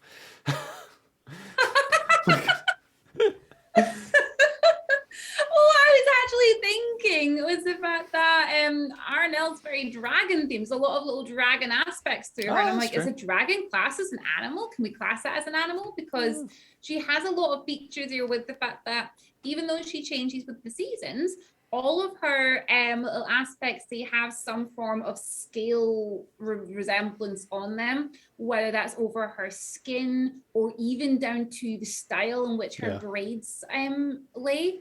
I that's what I had in mind there for her. Although I think I'd really like to make a character based around butterflies. Butterflies, yeah. Like, yeah, I'd really like to make one just based around butterflies, just with like butterflies in their hair and over their skin and everything, and possibly even just having like their actual eyes themselves, different sort of butterfly wing patterned effect going over them or something like that. I think I'd really like to do like a butterfly type of theme. Yeah. And of course they would be an elf because, you know, they're fair and pretty, right? Yeah. Yeah. That's a good question. Tazzy Tazington in the Discord asks, do you remember how you felt in your very first D&D game? This might be a long answer, so you might have to, because you know what? Tell you what, if you we'll give you short answers now, but if you want to know the full answer, if you haven't already, listen to our first podcast episode, because we go into detail about our first experiences with D&D. So in a nutshell, Robin, what do you remember? How do you remember you felt in your first game of D&D? Okay, so the way that I actually felt in my first ever game of D&D, and so the short answer, it was 4th edition, first experience playing D&D. I didn't feel too great at first. I was very uptight, very anxious. I had never heard of D&D, so obviously never played it. I had never played any type of game like that before. So I remember feeling very anxious, very nervous, very unsure. And I was also playing with a load of people whom I did not know, as they were new work friends. So everything was very new and rather scary at the time. So I guess that's how I felt the first time playing D&D. Yeah, for my first time, I played like 3.5 edition Mhm. with my school friends, and yeah, it wasn't. I remember being excited. I ran the game, and I didn't know what I was doing, and it didn't go. I can't remember having that much fun playing it, and it was a little bit like anticlimactic, and I was like, the when I played again, in my, you know, 3 or 4 years ago, whatever it was. Um, yeah, I remember being just well overexcited and super prepared. But yeah, I remember really enjoying my first session of that, or Yeah. fifth edition anyway. Yeah, I remember. It's kind of sad that you had a bad experience. I know. Like Yeah, the campaign itself actually went really good, but like I'm thinking yeah. like I'm literally thinking first, as in first day, the first time I sat there, first experience. Obviously, got different as time went on, but that very first moment, I was very much like, I don't know. I was very nervous, very Yeah. uptight. It went absolutely fine though. I was very uptight though. By the way, thanks to new1234 for the follow. We're now, because you just got us over the 70 mark, 70 followers. Ah, Look at that. that's So we awesome. love you. Thank Cheers. you. Also from Taz in the Discord, Tazzy Tazington, what's your favourite 90s cartoon? Let's not try and open a can of worms. Right. One would answer. We're at the hour and a half mark now, so we're not going to open a full can of worms here. I love cartoons, obviously, that I loved in the 90s. The one that's coming to mind right now, because I'm assuming it's what was your favorite cartoon, like actually in the 90s, or yeah. Or So I think yeah, one of what's the my second part of that? Or what? Yeah, or I if assume now it's I was to watch a cartoon from the no 90s, but because now the it would be different. 1890s. Shut up, Ollie. Because I was gonna be like, oh, DuckTales. I really like DuckTales, but then I've only actually recently started watching all the old No, no, DuckTales. no, no, no, So no. It's what's your favorite 90s cartoon? So it's a 90, not okay. not not Sorry. not during the 90s. It's what's yeah. Oh, I don't know. Okay, the one that comes straight to mind, it's just one that I've not seen for a very long time. Since I was a kid, I love the X-Men animated series. Absolutely loved it. That's probably right up there. I don't know if it is my favorite or not, but it's the only one that's coming straight to mind now, and I'm like, oh yeah, X-Men animated series. So that's what I'd go for. What about you, Oliver? Oh, I like so many. Technically, I think Futurama would be classed as a 90s cartoon. 'Cause I think it came out 1999. Oh, really? I think it came out late because obviously it's set at the turning of the century. I think it is classed as 90s. Yeah, Um, I think it might. yeah, Yeah. there's a few of them that I really enjoyed. The Earthworm Jim cartoon, I freaking love Mm, that. That was a good 90s cartoon. Yeah, a lot of the cartoons I enjoyed were just were obviously like 80s, you know. I guess it's not a cartoon, it's anime, but Dragon Ball Z would have been 90s, even though I watched them in the noughties. Uh, yeah, Oh yeah, you're right. No, so Futurama was originally 99. released in March 1999. So Yeah, yeah, yeah, it's 90s. Yeah, it yeah. was That's released in well, March. That's weird. yeah, that's well up there. Yeah, Yeah, there you go. yeah, that's definitely one of my favorite cartoons of all time. Yeah. Awesome. So what have we got next? Let's see. Uh, Next one from Mad Pink Hatter. So Emily, is there any race or class you would never want to play? Ooh. Okay, yeah. So what do you think, Oliver? well, I don't know. The only class I haven't played is the Warlock. So I don't know. I don't know if I want to say I'll never play it, but I don't have any intention of playing one anytime soon. So yeah, no, I'm not going to say I will never play it. Race, ugh. I mean, I don't think I'll. I don't know. I don't know whether I want to be like never say never. I can't really think of. I guess I'll never play like a hobgoblin because I don't know if I was gonna play. I don't mind playing a goblin or like a bugbear, but I don't think I'd ever play like a hobgoblin. I can't see myself. Not that I have anything against them. I can't see myself playing a genasi. I don't know. It's just they've never come to mind. Every time I go to sit down and make a character, I never consider them. So, but again, that's not me. They're going, oh no, I'll never play that. I'm the same as you. There's ones that come to mind. I'm like, I don't want to say I would never do this, but the only class that comes straight to mind that I'm like, I don't think so, would actually be a wizard for me. It's just never appealed to me playing a wizard. I love playing a wizard. Or sorcerer or warlock. Anything that's not a bard or a monk. Yeah, you know what you like. I think a lot of the real high magic ones have just never really appealed to me, but I'm not saying never. Definitely not. Race-wise, dwarves have never appealed to me, but again, I wouldn't say never. You never know. Dwarves are great. I really love dwarves. That is the thing. Every time I make a character, I'm always tempted to play dwarves because I just love, especially when they like incorporate the Lord of the Rings aesthetic to dwarves, you know. But yeah. So I think. Oh yeah, someone. What? It's a quote that Chris quoted. I hate hobgoblins with everything they stand for. Oliver. I hate dwarfs so much. That's well paraphrased, Chris. Yeah, Garrett, Yanti Pureblood. I have actually considered playing one because I love that. I love the vibe that the Yanti Purebloods have. That kind of, snake person deal they've got going on. I dig that. I dig that kind of Lord Voldemort thing they got going. Yeah, I would actually play one of those. I could totally play one Harry Potter. Oh my gosh, Oliver. Going to cast Vicious Mockery. Who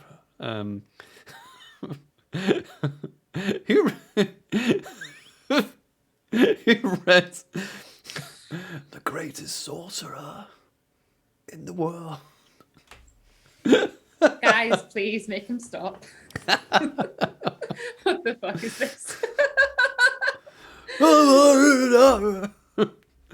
It's your turn to read a question. Only Okay. Oh only my you God. can make me stop. Okay, so, right. Hamaloo in the chat, aka Emma. What game system other than D&D has been your favorite to play? Additionally, is there a game system you like the sound of that you would love to play in the future? Yeah, I mean, hang on. What game system? Well, here we go. What game system? Yeah, I get it. D&D? I get it. But I've just realized this is favorite to play. I've not actually. Well, I guess when you run the game, you do technically play it, right? So, my favorite game system other than D&D was probably it's a 5e based game, but yeah, the Adventures in Middle Earth. I enjoy playing that a lot. Is there a game system I like the sound of? Yeah, like I said earlier, I like the sound of the Power Rangers one because I want to be like, it's Morph time. I want to be like instead of. I hope I haven't read the rule set at all, but I hope when you roll initiative, you don't say roll initiative. I hope you say, okay, it's Morphin time. Yeah. Right. Yeah, I think so. How about you? Yeah, I guess some of my favorites to play in. So again, it's still 5e. It would be I've got two because there is of course Adventures in Middle Earth. I absolutely love it. I love the way it is. But also I love Dragon Age. I love the Dragon Age 5e version. I there's such a cool rule set within that, and I really enjoy playing that. So That's I would say, that's a D6 based game. It's not a 5e. yeah. It's not even a 5e based game. Oh, there we go then. Yeah. Yeah. So like Dragon Age. Yeah, I do love the D6 sort of Yeah. that version of that. I do think that was a really good game, and we had a lot of fun playing in that one. And I love the sort of just the whole way that the world works, because I love the Dragon Age game. So I did enjoy that a lot. Yeah. And I don't have an answer for the next one. There isn't actually anything that's come out yet that I've been like, oh my gosh, I cannot wait to play in that system. That's not to say that there isn't one out there that I really want to play in. It's just the only ones that I have heard of that are coming out or have come out. I've just not been anything that I've been super keen on. I of course want to play in the Power Rangers one, but again, there's been nothing that's come out I've been like, oh, I cannot wait to go and play in that one there yet. Yeah, well, Yeah. Garrett said in the chat that Call of Cthulhu was good. I'd definitely play that again, especially at like, Halloween time. Yeah. Masks as well. Yeah, Emma's put in the chat. Yeah, Masks is yes, definitely one yes, that's I want to play Masks. popular at the minute. Yeah, I would like to have a go at that. Definitely. Yeah. Awesome. Emma's asked a couple of questions in a row, so I can grab the last couple of Emma's questions here within that one. So, if you were to boil it down to one thing, what is your favorite thing about TTRPGs? My favorite thing about TTRPGs is actually just, I think it's just it might be a cheat. I think it's just my description of what TTRPGs are. I think it's the fact that I loved as a child playing pretend, playing make believe, as most of us did. I wanted to continue that when I was older and didn't discover TTRPGs. And when I discovered TTRPGs way too late in life, I realized that it is just people playing make believe, just with a few rules to make sure that everyone's having fun. That's what I like about it. It's just playing pretend. Yeah, because I like to pretend.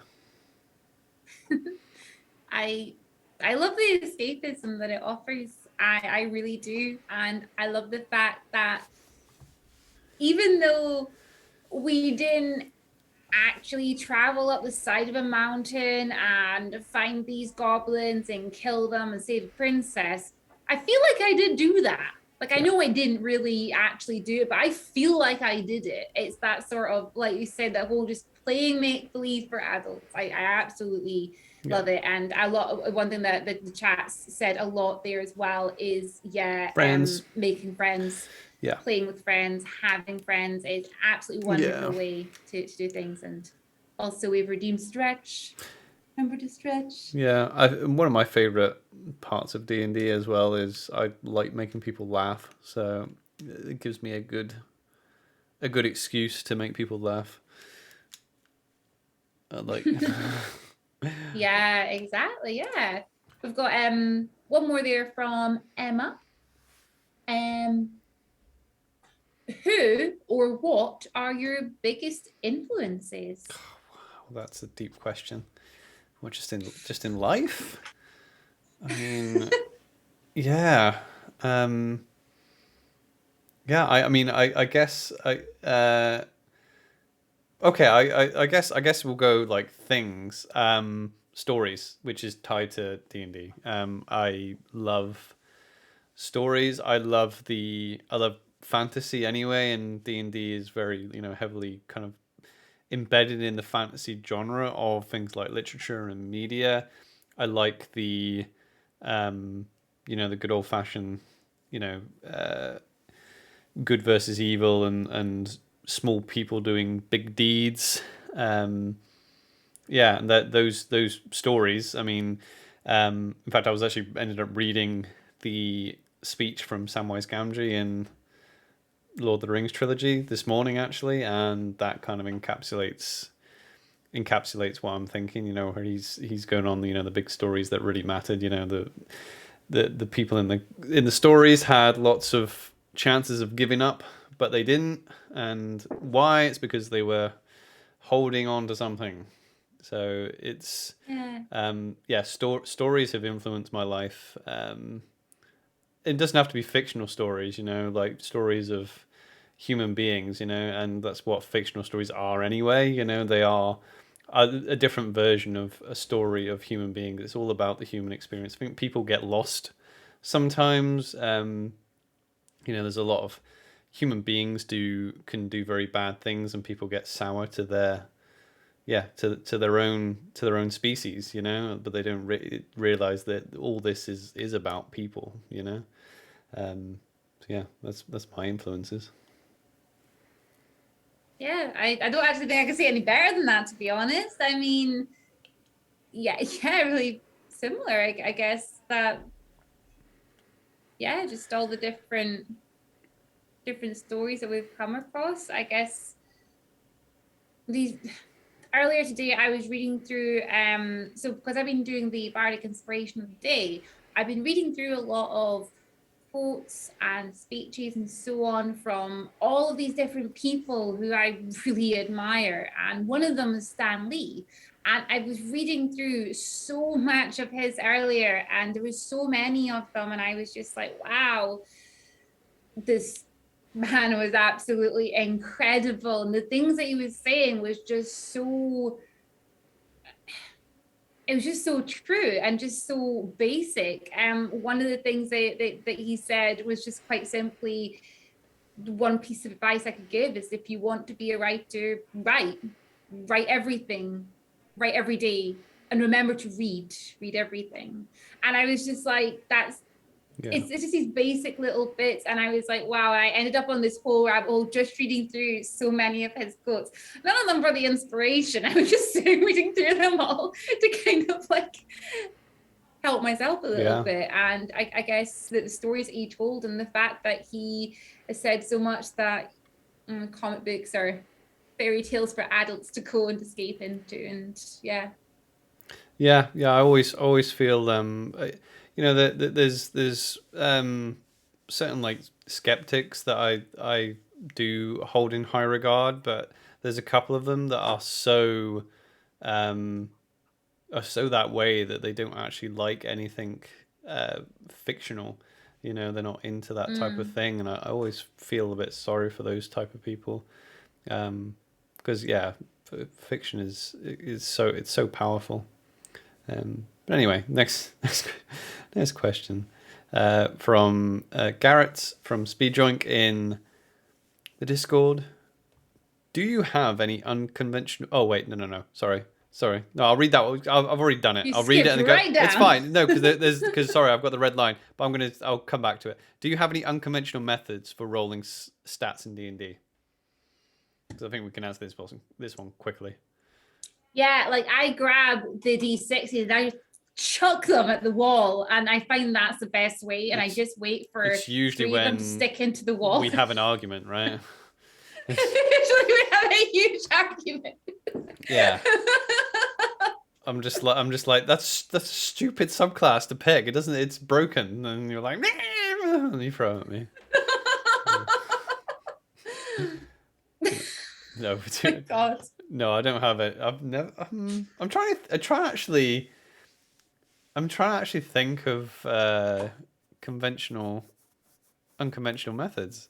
No, I don't think so. I tell you what, I have actually. What I have been interested in doing, it's not really. It might not even have anything to do with this, because I don't know how you'd probably have to roll stats after the fact. But I really want to play in a campaign or run a campaign where it's a level 0 campaign. So you start at level 0, i.e. you start as the commoner.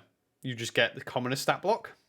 And you have to like earn your class, if you like. I've always liked that idea. So you don't really roll the stats, it's just the stat block of the commoner, and then you basically go off so you go off and go, right, I'm going to go do this. I want to go off and be a bard, so I'm going to head off to the Bard's College, and then you earn that boost in charisma or something, I've always liked that idea. I kind of want to do that one day. Yeah. No, yeah, that's actually quite cool. Yeah. Yeah. I'll ask Garrett's other questions. Yeah, I go skipped for it. it. Yeah. What is your favorite house rules to use, and why?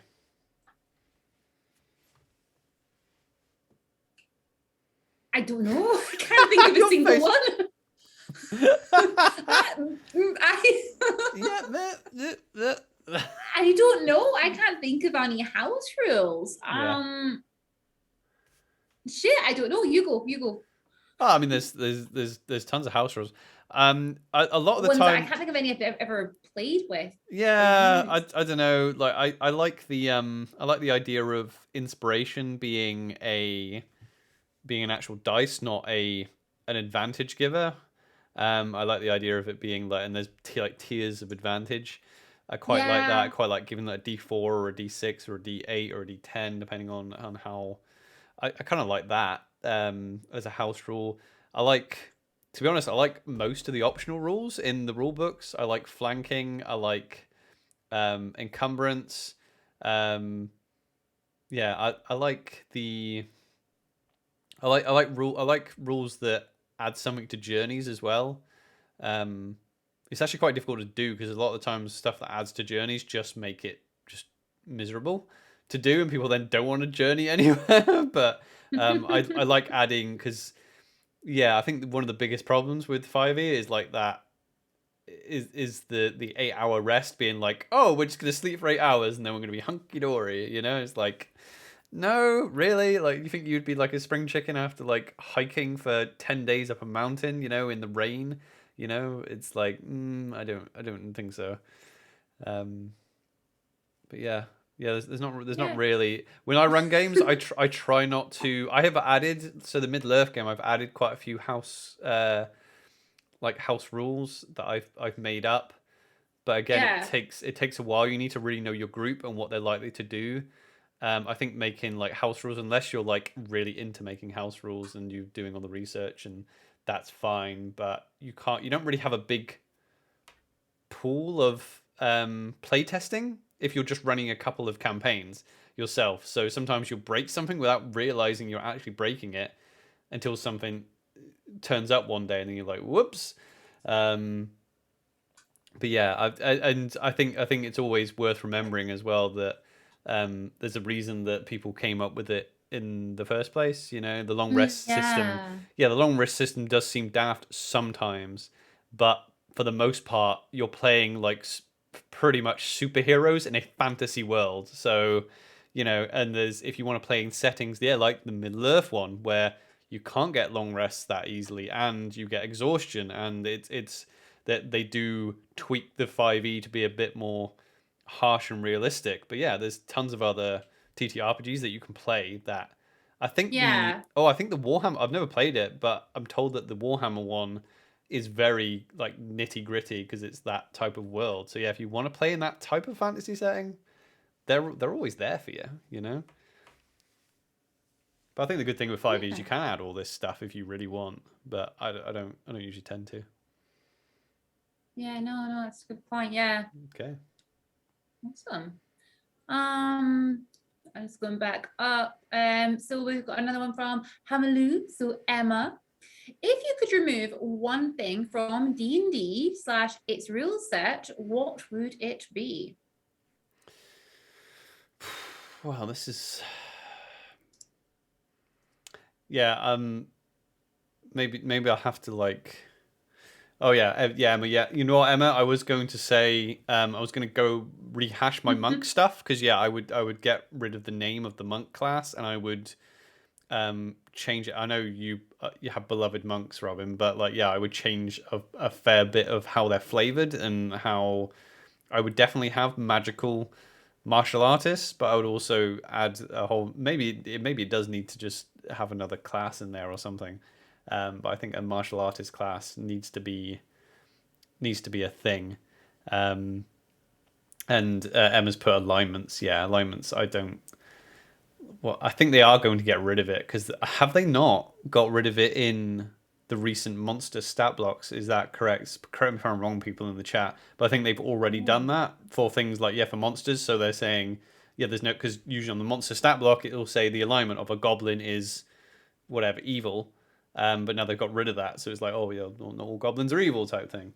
Because what's the point? You know what I mean? It's like if it's an evil looking dragon, you don't really need to be like, oh, this is evil. It's just supposed to be a prompt for the DM to know it's supposed to be evil, I guess. But surely if the DM is like, right, I'm going to put this red dragon here and it wants to kill my players, surely they've already inferred that it's evil. I don't know. Because I guess they can read the lore if they're completely lost. But yeah. Hey, Source. How you doing? You bet they'll keep it in 5.5. Yeah, because I think alignment was, yeah, correct me if I'm wrong as well. I think alignment was supposed to be scrapped anyway not scrapped, but it wasn't supposed to be in 5th edition, but people wanted it back and they wanted to keep it as like a legacy type thing.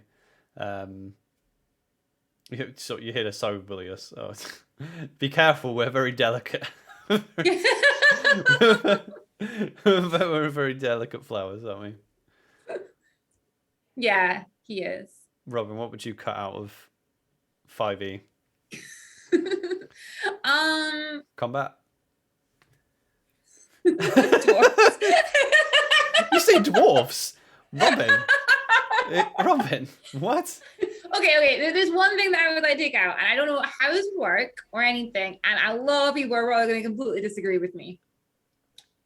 I want to remove gold and silver and copper. Yeah. What? Currency. You're crazy. You're actually crazy. I'm on the stream with an actual mental person. What? What? Why would you remove gold? Replace it with another currency, right? I don't know. I think I kind of like to, I don't know. It's something I was just kind of thinking about, and I was like, actually, I feel like it'd be really cool to play a version where there isn't, any sort of currency there, if you like, and things were just ran a little bit differently, because I think it's just sort of that, ideal world, It's tough. I tell you what, have any, and yeah. I tell you what though, so it has been, I don't know whether you guys have felt it or not, in that Middle-earth game. That Middle-earth game, the currency doesn't really have much use, and it's actually quite difficult to reward your players if there isn't a monetary value to stuff. It's extremely difficult, even if your players, I mean, because let's face it, you would get rid of a whole like player base that that's what they do, is they just want gold and stuff. Yeah. And I think it would be interesting to, because a lot of people who play D&D especially real players that don't play that often are just like, we go get the treasure and then we can buy stuff, yeah. Yeah, Tom, you've had 5 gold that entire game that we played Middle-earth, and it's like there's a whole chapter on it, and in Middle-earth, there's everywhere's isolated, and everywhere trades, and it's all small towns. Yeah, there's not really much. I like that it's the trading side of it. I'd like to have a more focus on that rather than the monetary value on it. But also Middle-earth, the got like possession and gold, the central theme to the story is that gold is bad, so the players that hoard gold, it's not really supposed to be a good thing, and it's not a perfect system, and I think getting rid of gold would be interesting. But yeah, that was good. What question are we on? I've totally lost where we are. And that was Emma's one, so you're next. Okay, remove one thing. Oh yeah, here we go. I've got an Emily one. There we go. Mad Pink Hatter in the Discord. What nerdy thing do you wish to try out, watch, take part in that you haven't before, and currently don't have plans for? I feel like that was a very well worded question, Emily. Well done. That was very well worded. Well done. It's a good question though. Go on then, Robin. Go on then. I don't know. Oh my god, I don't know, because the one thing that we really want to do, we've got plans to do it, which is LARP. And no, not LARPing. We've already got plans from him. I know, that's what I'm saying. That's why I said that. I said the one thing that we want to do, we've actually already got plans to do it. So I'm trying to think of something that we don't have plans for but want to do. Oh, I've got one. Okay, you go then. I've got one that I want to try Quidditch. I like your silence. Don't nerd shame me. What the hell? You want to go with LARPing? Okay. Actually, there's one thing I'd like to do, and it's actually combining two things. I've done a little bit of archery in the past, but I want to go back and I want to learn archery, and I want to then combine it and learn how to do horseback archery. That is the most ungeeky thing ever. How is that ungeeky? Horseback archery. I want to be an elf. I want to be Legolas in the back of a horse and make it happen. Well, it's a worldwide sport. Like, it's been a sport for centuries. It's a pretty Sorry, common guys, sport. my thing wasn't nerdy enough. How is that nerdy? I guess I mean I wouldn't even call archery nerdy. Like, it's a little bit of a niche sport in some countries, but it's not. I wouldn't say it's like nerdy. Your answers are wrong, Robin. I know. I feel like I can't answer anything right tonight. Everything's wrong. Oh, now like jousting, I would probably have a go at, but I don't know. I was going to say jousting as well, but Yeah. I wasn't sure because that's now a sport. So I didn't want it to be too. It's not.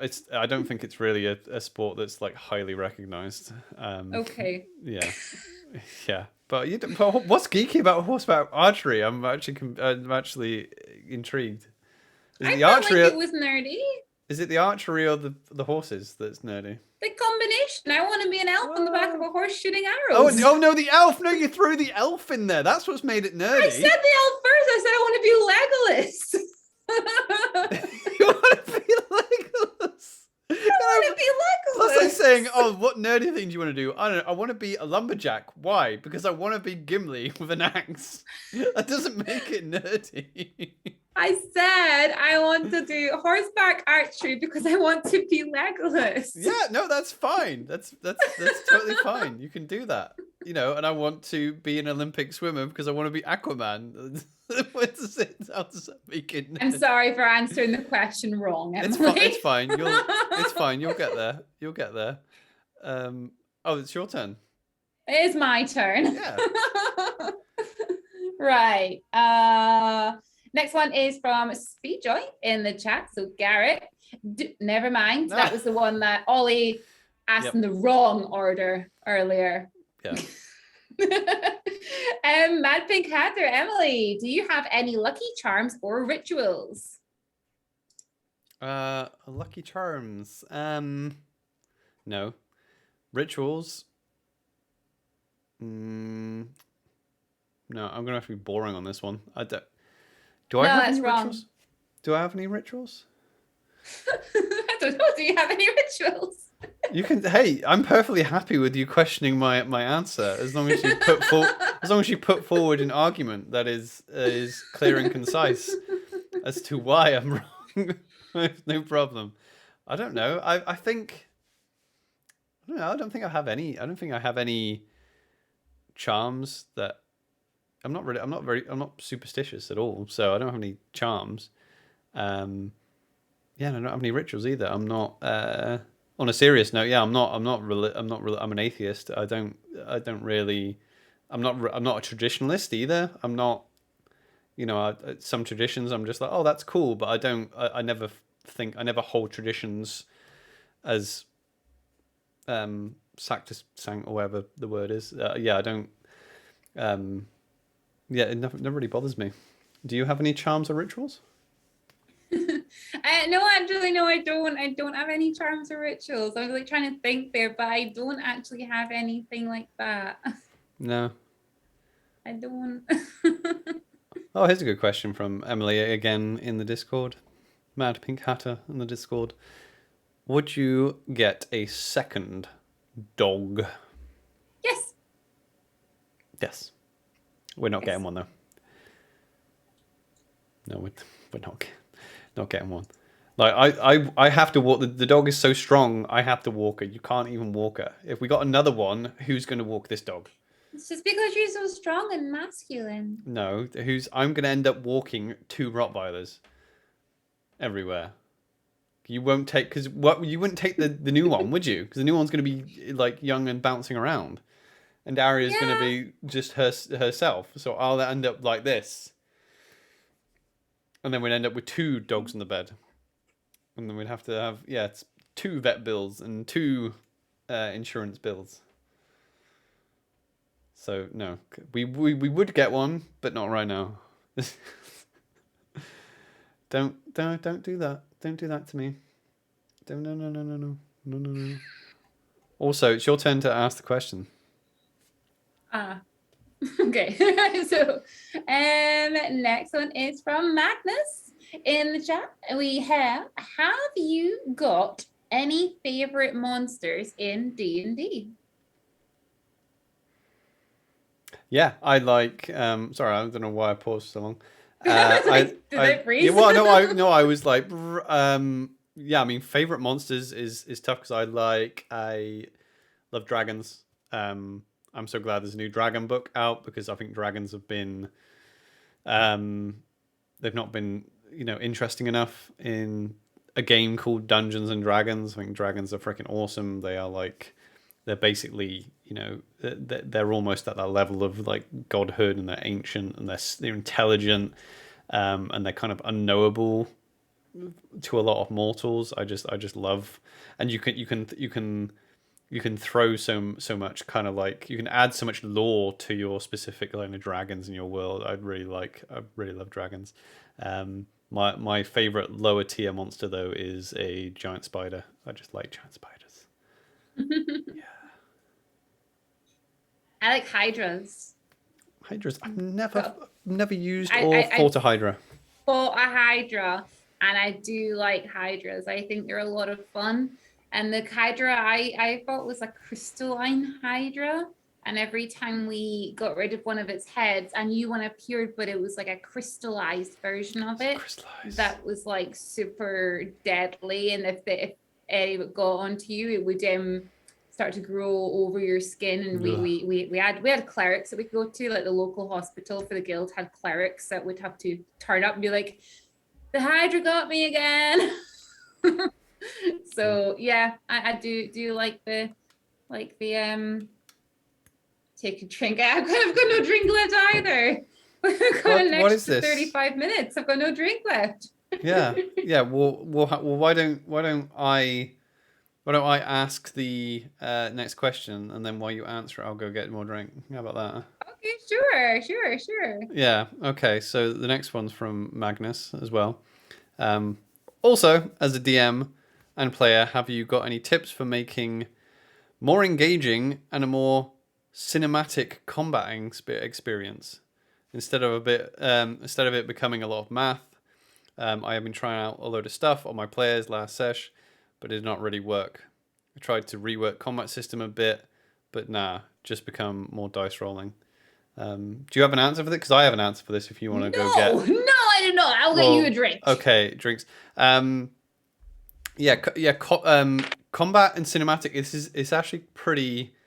In fact, it's very difficult because you have to... Magnus, you're into the arts anyway. If you're in the chat, right? But yeah, a lot of it has to be your improvisational skill. Because being descriptive, a lot of the time, what I find is I'll be like real descriptive and animated on the first few, like, oh yeah, roll to attack, and you go, oh, you take your axe and you'll describe someone taking a chunk out of this goblin. You'll be like, the goblin does this.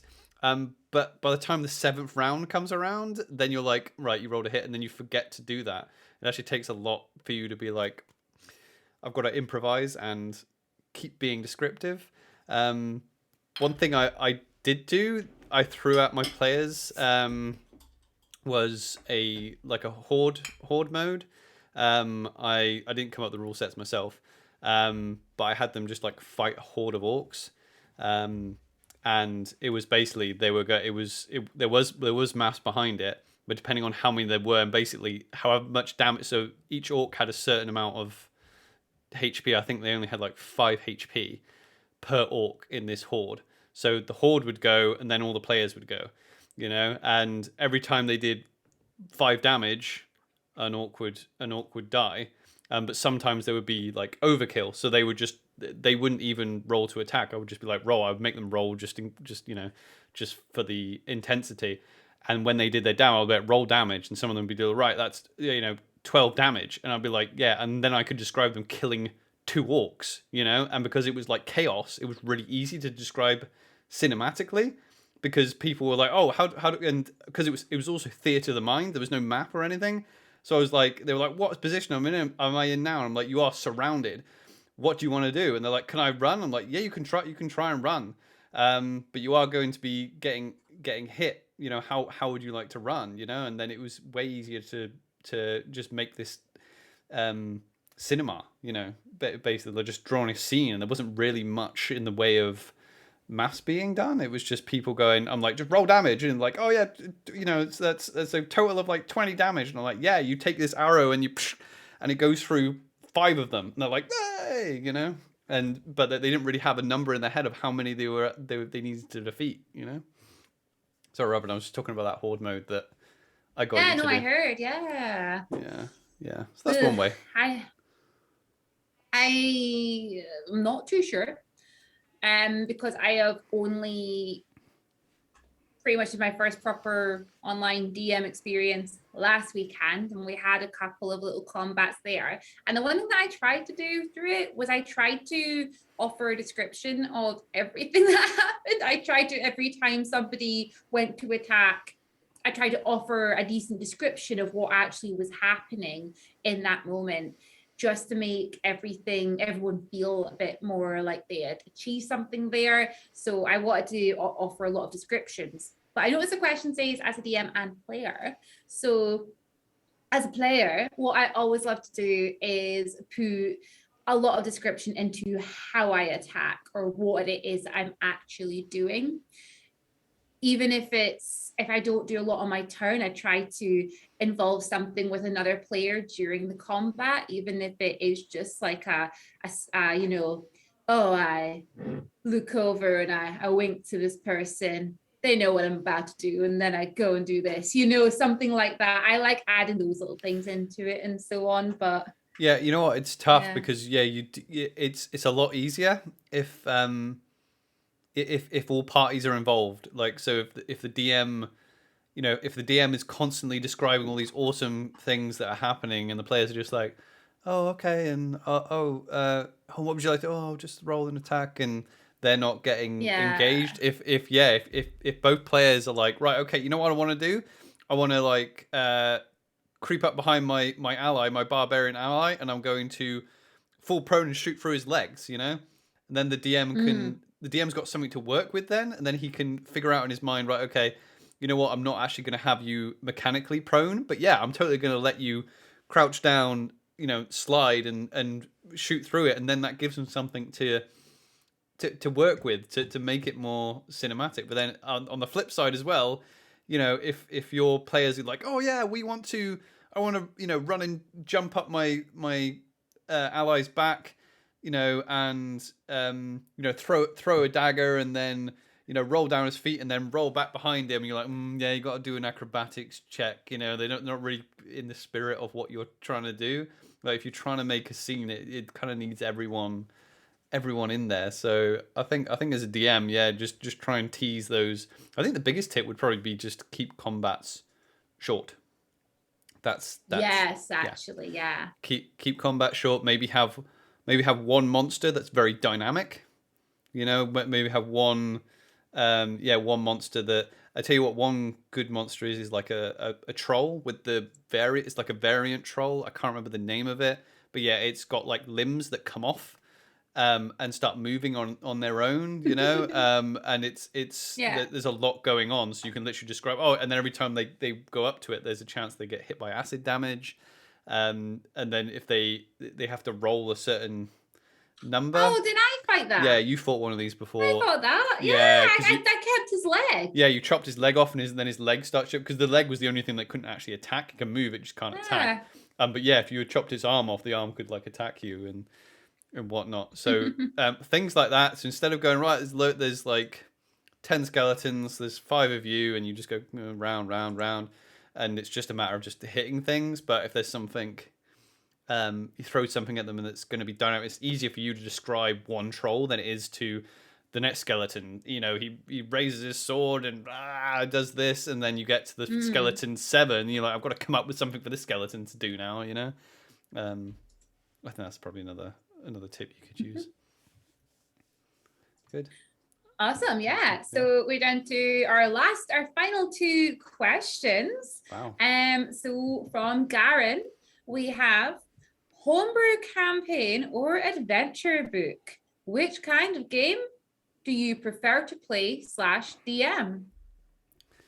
I prefer to use published material. I like to use published material and campaign settings.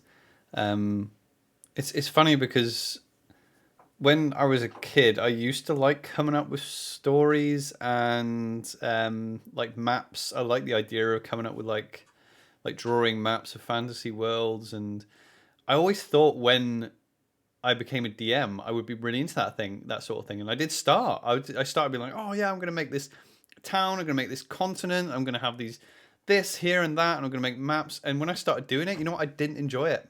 I did not enjoy it as much as what I enjoy is bringing characters to life and telling the story. So for me, like the guys that write these books, the people that write these books, way better writers than I am, and they're by and that a lot of them, well, I assume in all of them, write Ttrpg content, for a living, and they've probably done it for years. I'm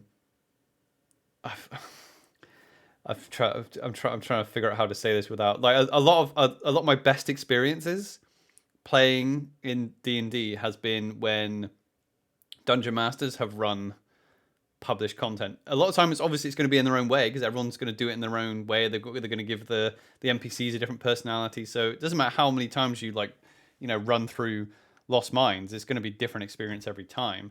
But the foundation is there, I've been in homebrew campaigns before where it's just like you can tell that there's just something missing. There's a building block of a story just not there.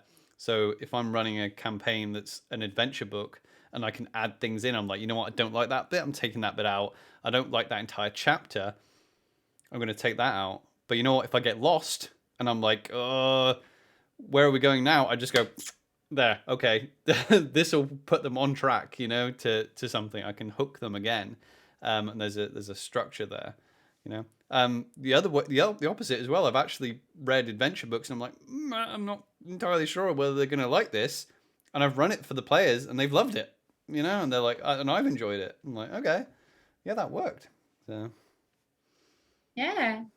I guess for myself, I like a mixture, actually. I've been in quite a few homebrew campaigns I've really loved, and I've absolutely loved the homebrew concept. And yeah, I've had a couple of really good experiences of just playing in a homebrew worlds. And actually, I've had a lot of really good experiences in homebrew worlds now I think about it, and just their own concept coming through. And yeah, I really do enjoy homebrew, actually.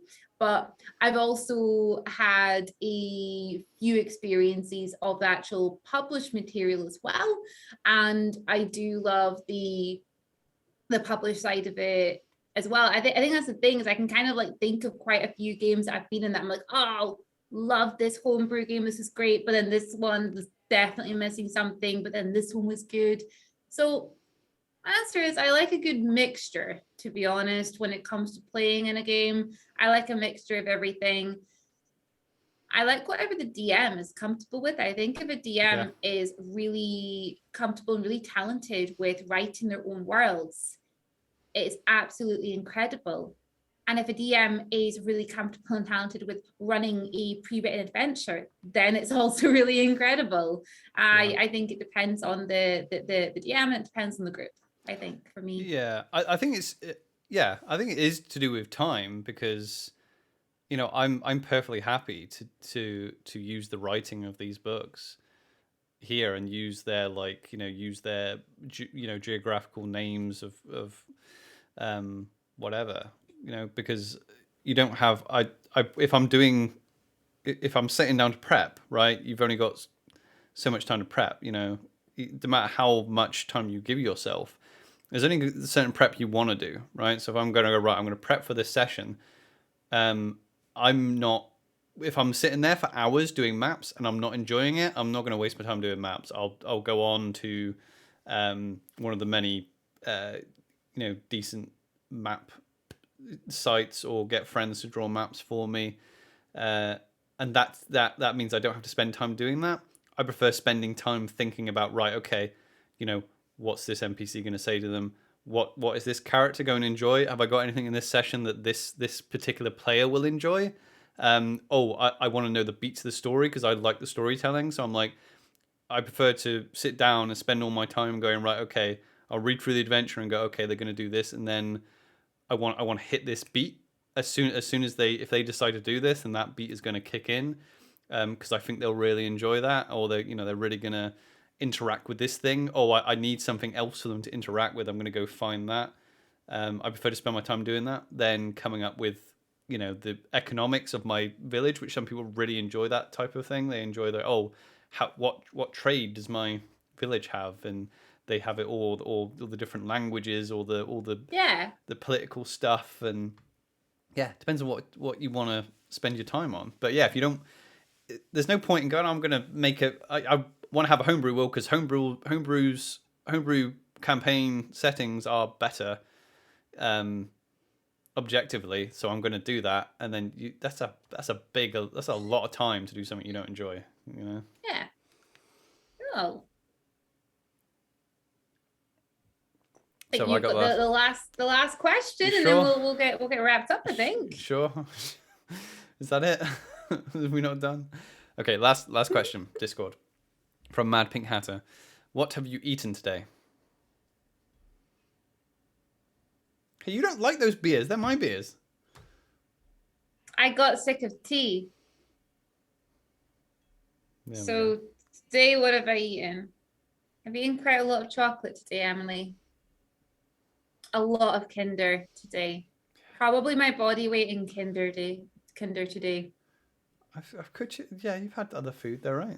And Oliver cooked me dinner with like actual, vegetables and sausages and things like that. I've had real food today. I've had a lot of chocolate. Yeah. What about you, Oliver?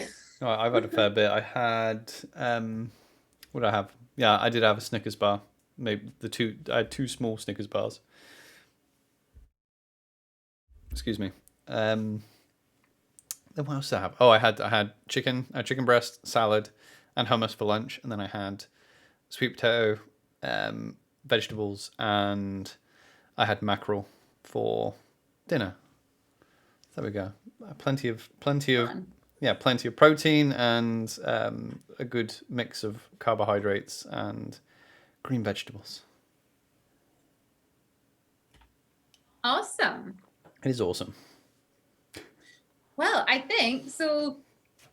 I mean, tonight's gone really well. I didn't expect there to be so many questions coming through there. We went like right over there. That was awesome. Thank you guys for sending. Yeah, that's 2 hours and 22 minutes. This has been fun. Yeah. Yeah. Thank you guys for sending in so many questions. And remember, if there's any questions that you would like us to answer, even off stream, just shove them in the questions chat. We'd love to sit and chat with you guys and everything. So make sure you come and hang out with us in Discord. Tomorrow I'm going to tomorrow the plan is tomorrow at 6:00 I am going to be playing some video games. I think I'm going to continue playing Mass Effect on this channel. I think if you haven't downloaded and listened to the podcast yet, the podcasts are available at Spotify, iTunes, so to have and to roll on all those platforms. Come see us next week. We're going to be here next Thursday as well, doing some chatting, and hopefully we're going to have some news. I see you, Magnus. Welcome to the community. You're holding out. You were holding that follow out for us, weren't you, Magnus? Oh my gosh! Yeah, you're holding out. Yeah. Oh dear. there's another little announcement that I forgot, Oliver, that we could maybe like shout out to them for this Sunday. Yeah. Oh, yes, We're of going course. to be in a game. I Yeah. completely forgot about I that. meant to say to you before, I was like, I should we maybe completely just like forgot. do a little Yeah. shout out? Yeah. Yeah. So this Sunday, I'm just getting the times up actually, guys. So this Sunday, if you want to watch us play, Oliver and I will be over on the Hype Goblins channel, and we shall be playing at 3 p.m. GMT or 10 a.m. EST.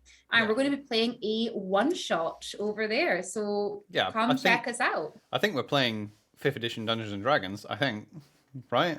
We are. Yeah. Well, I don't know. We might have been playing something else. I don't know. Oh, I thought I said D&D. Yeah. So we're playing 5th edition D&D. There we go. As a one shot over there. So come join us. That's going to be this Sunday. So we will of course put a link in our Discord when we are ready for going on and everything. So yeah. Exactly. Who are we going to raid? Is there anyone out there that we want to raid? A few people on. Goblins on. Oh yeah. Let's go raid Goblin. Yeah, you want to go see? Yeah. Go say hello to the Hype Goblin for us. Tell her that. Yeah, tell her you're very excited for. Put pressure on her. She's DMing. Yeah, she's DMing. Tell her you're super excited for her game, and her guests being Robin and Oliver, your favorite people. Okay, go make sure she does it right. We'll see you again later, guys. Love you all. Right. See you later. Bye. Cheers. Bye. Bye.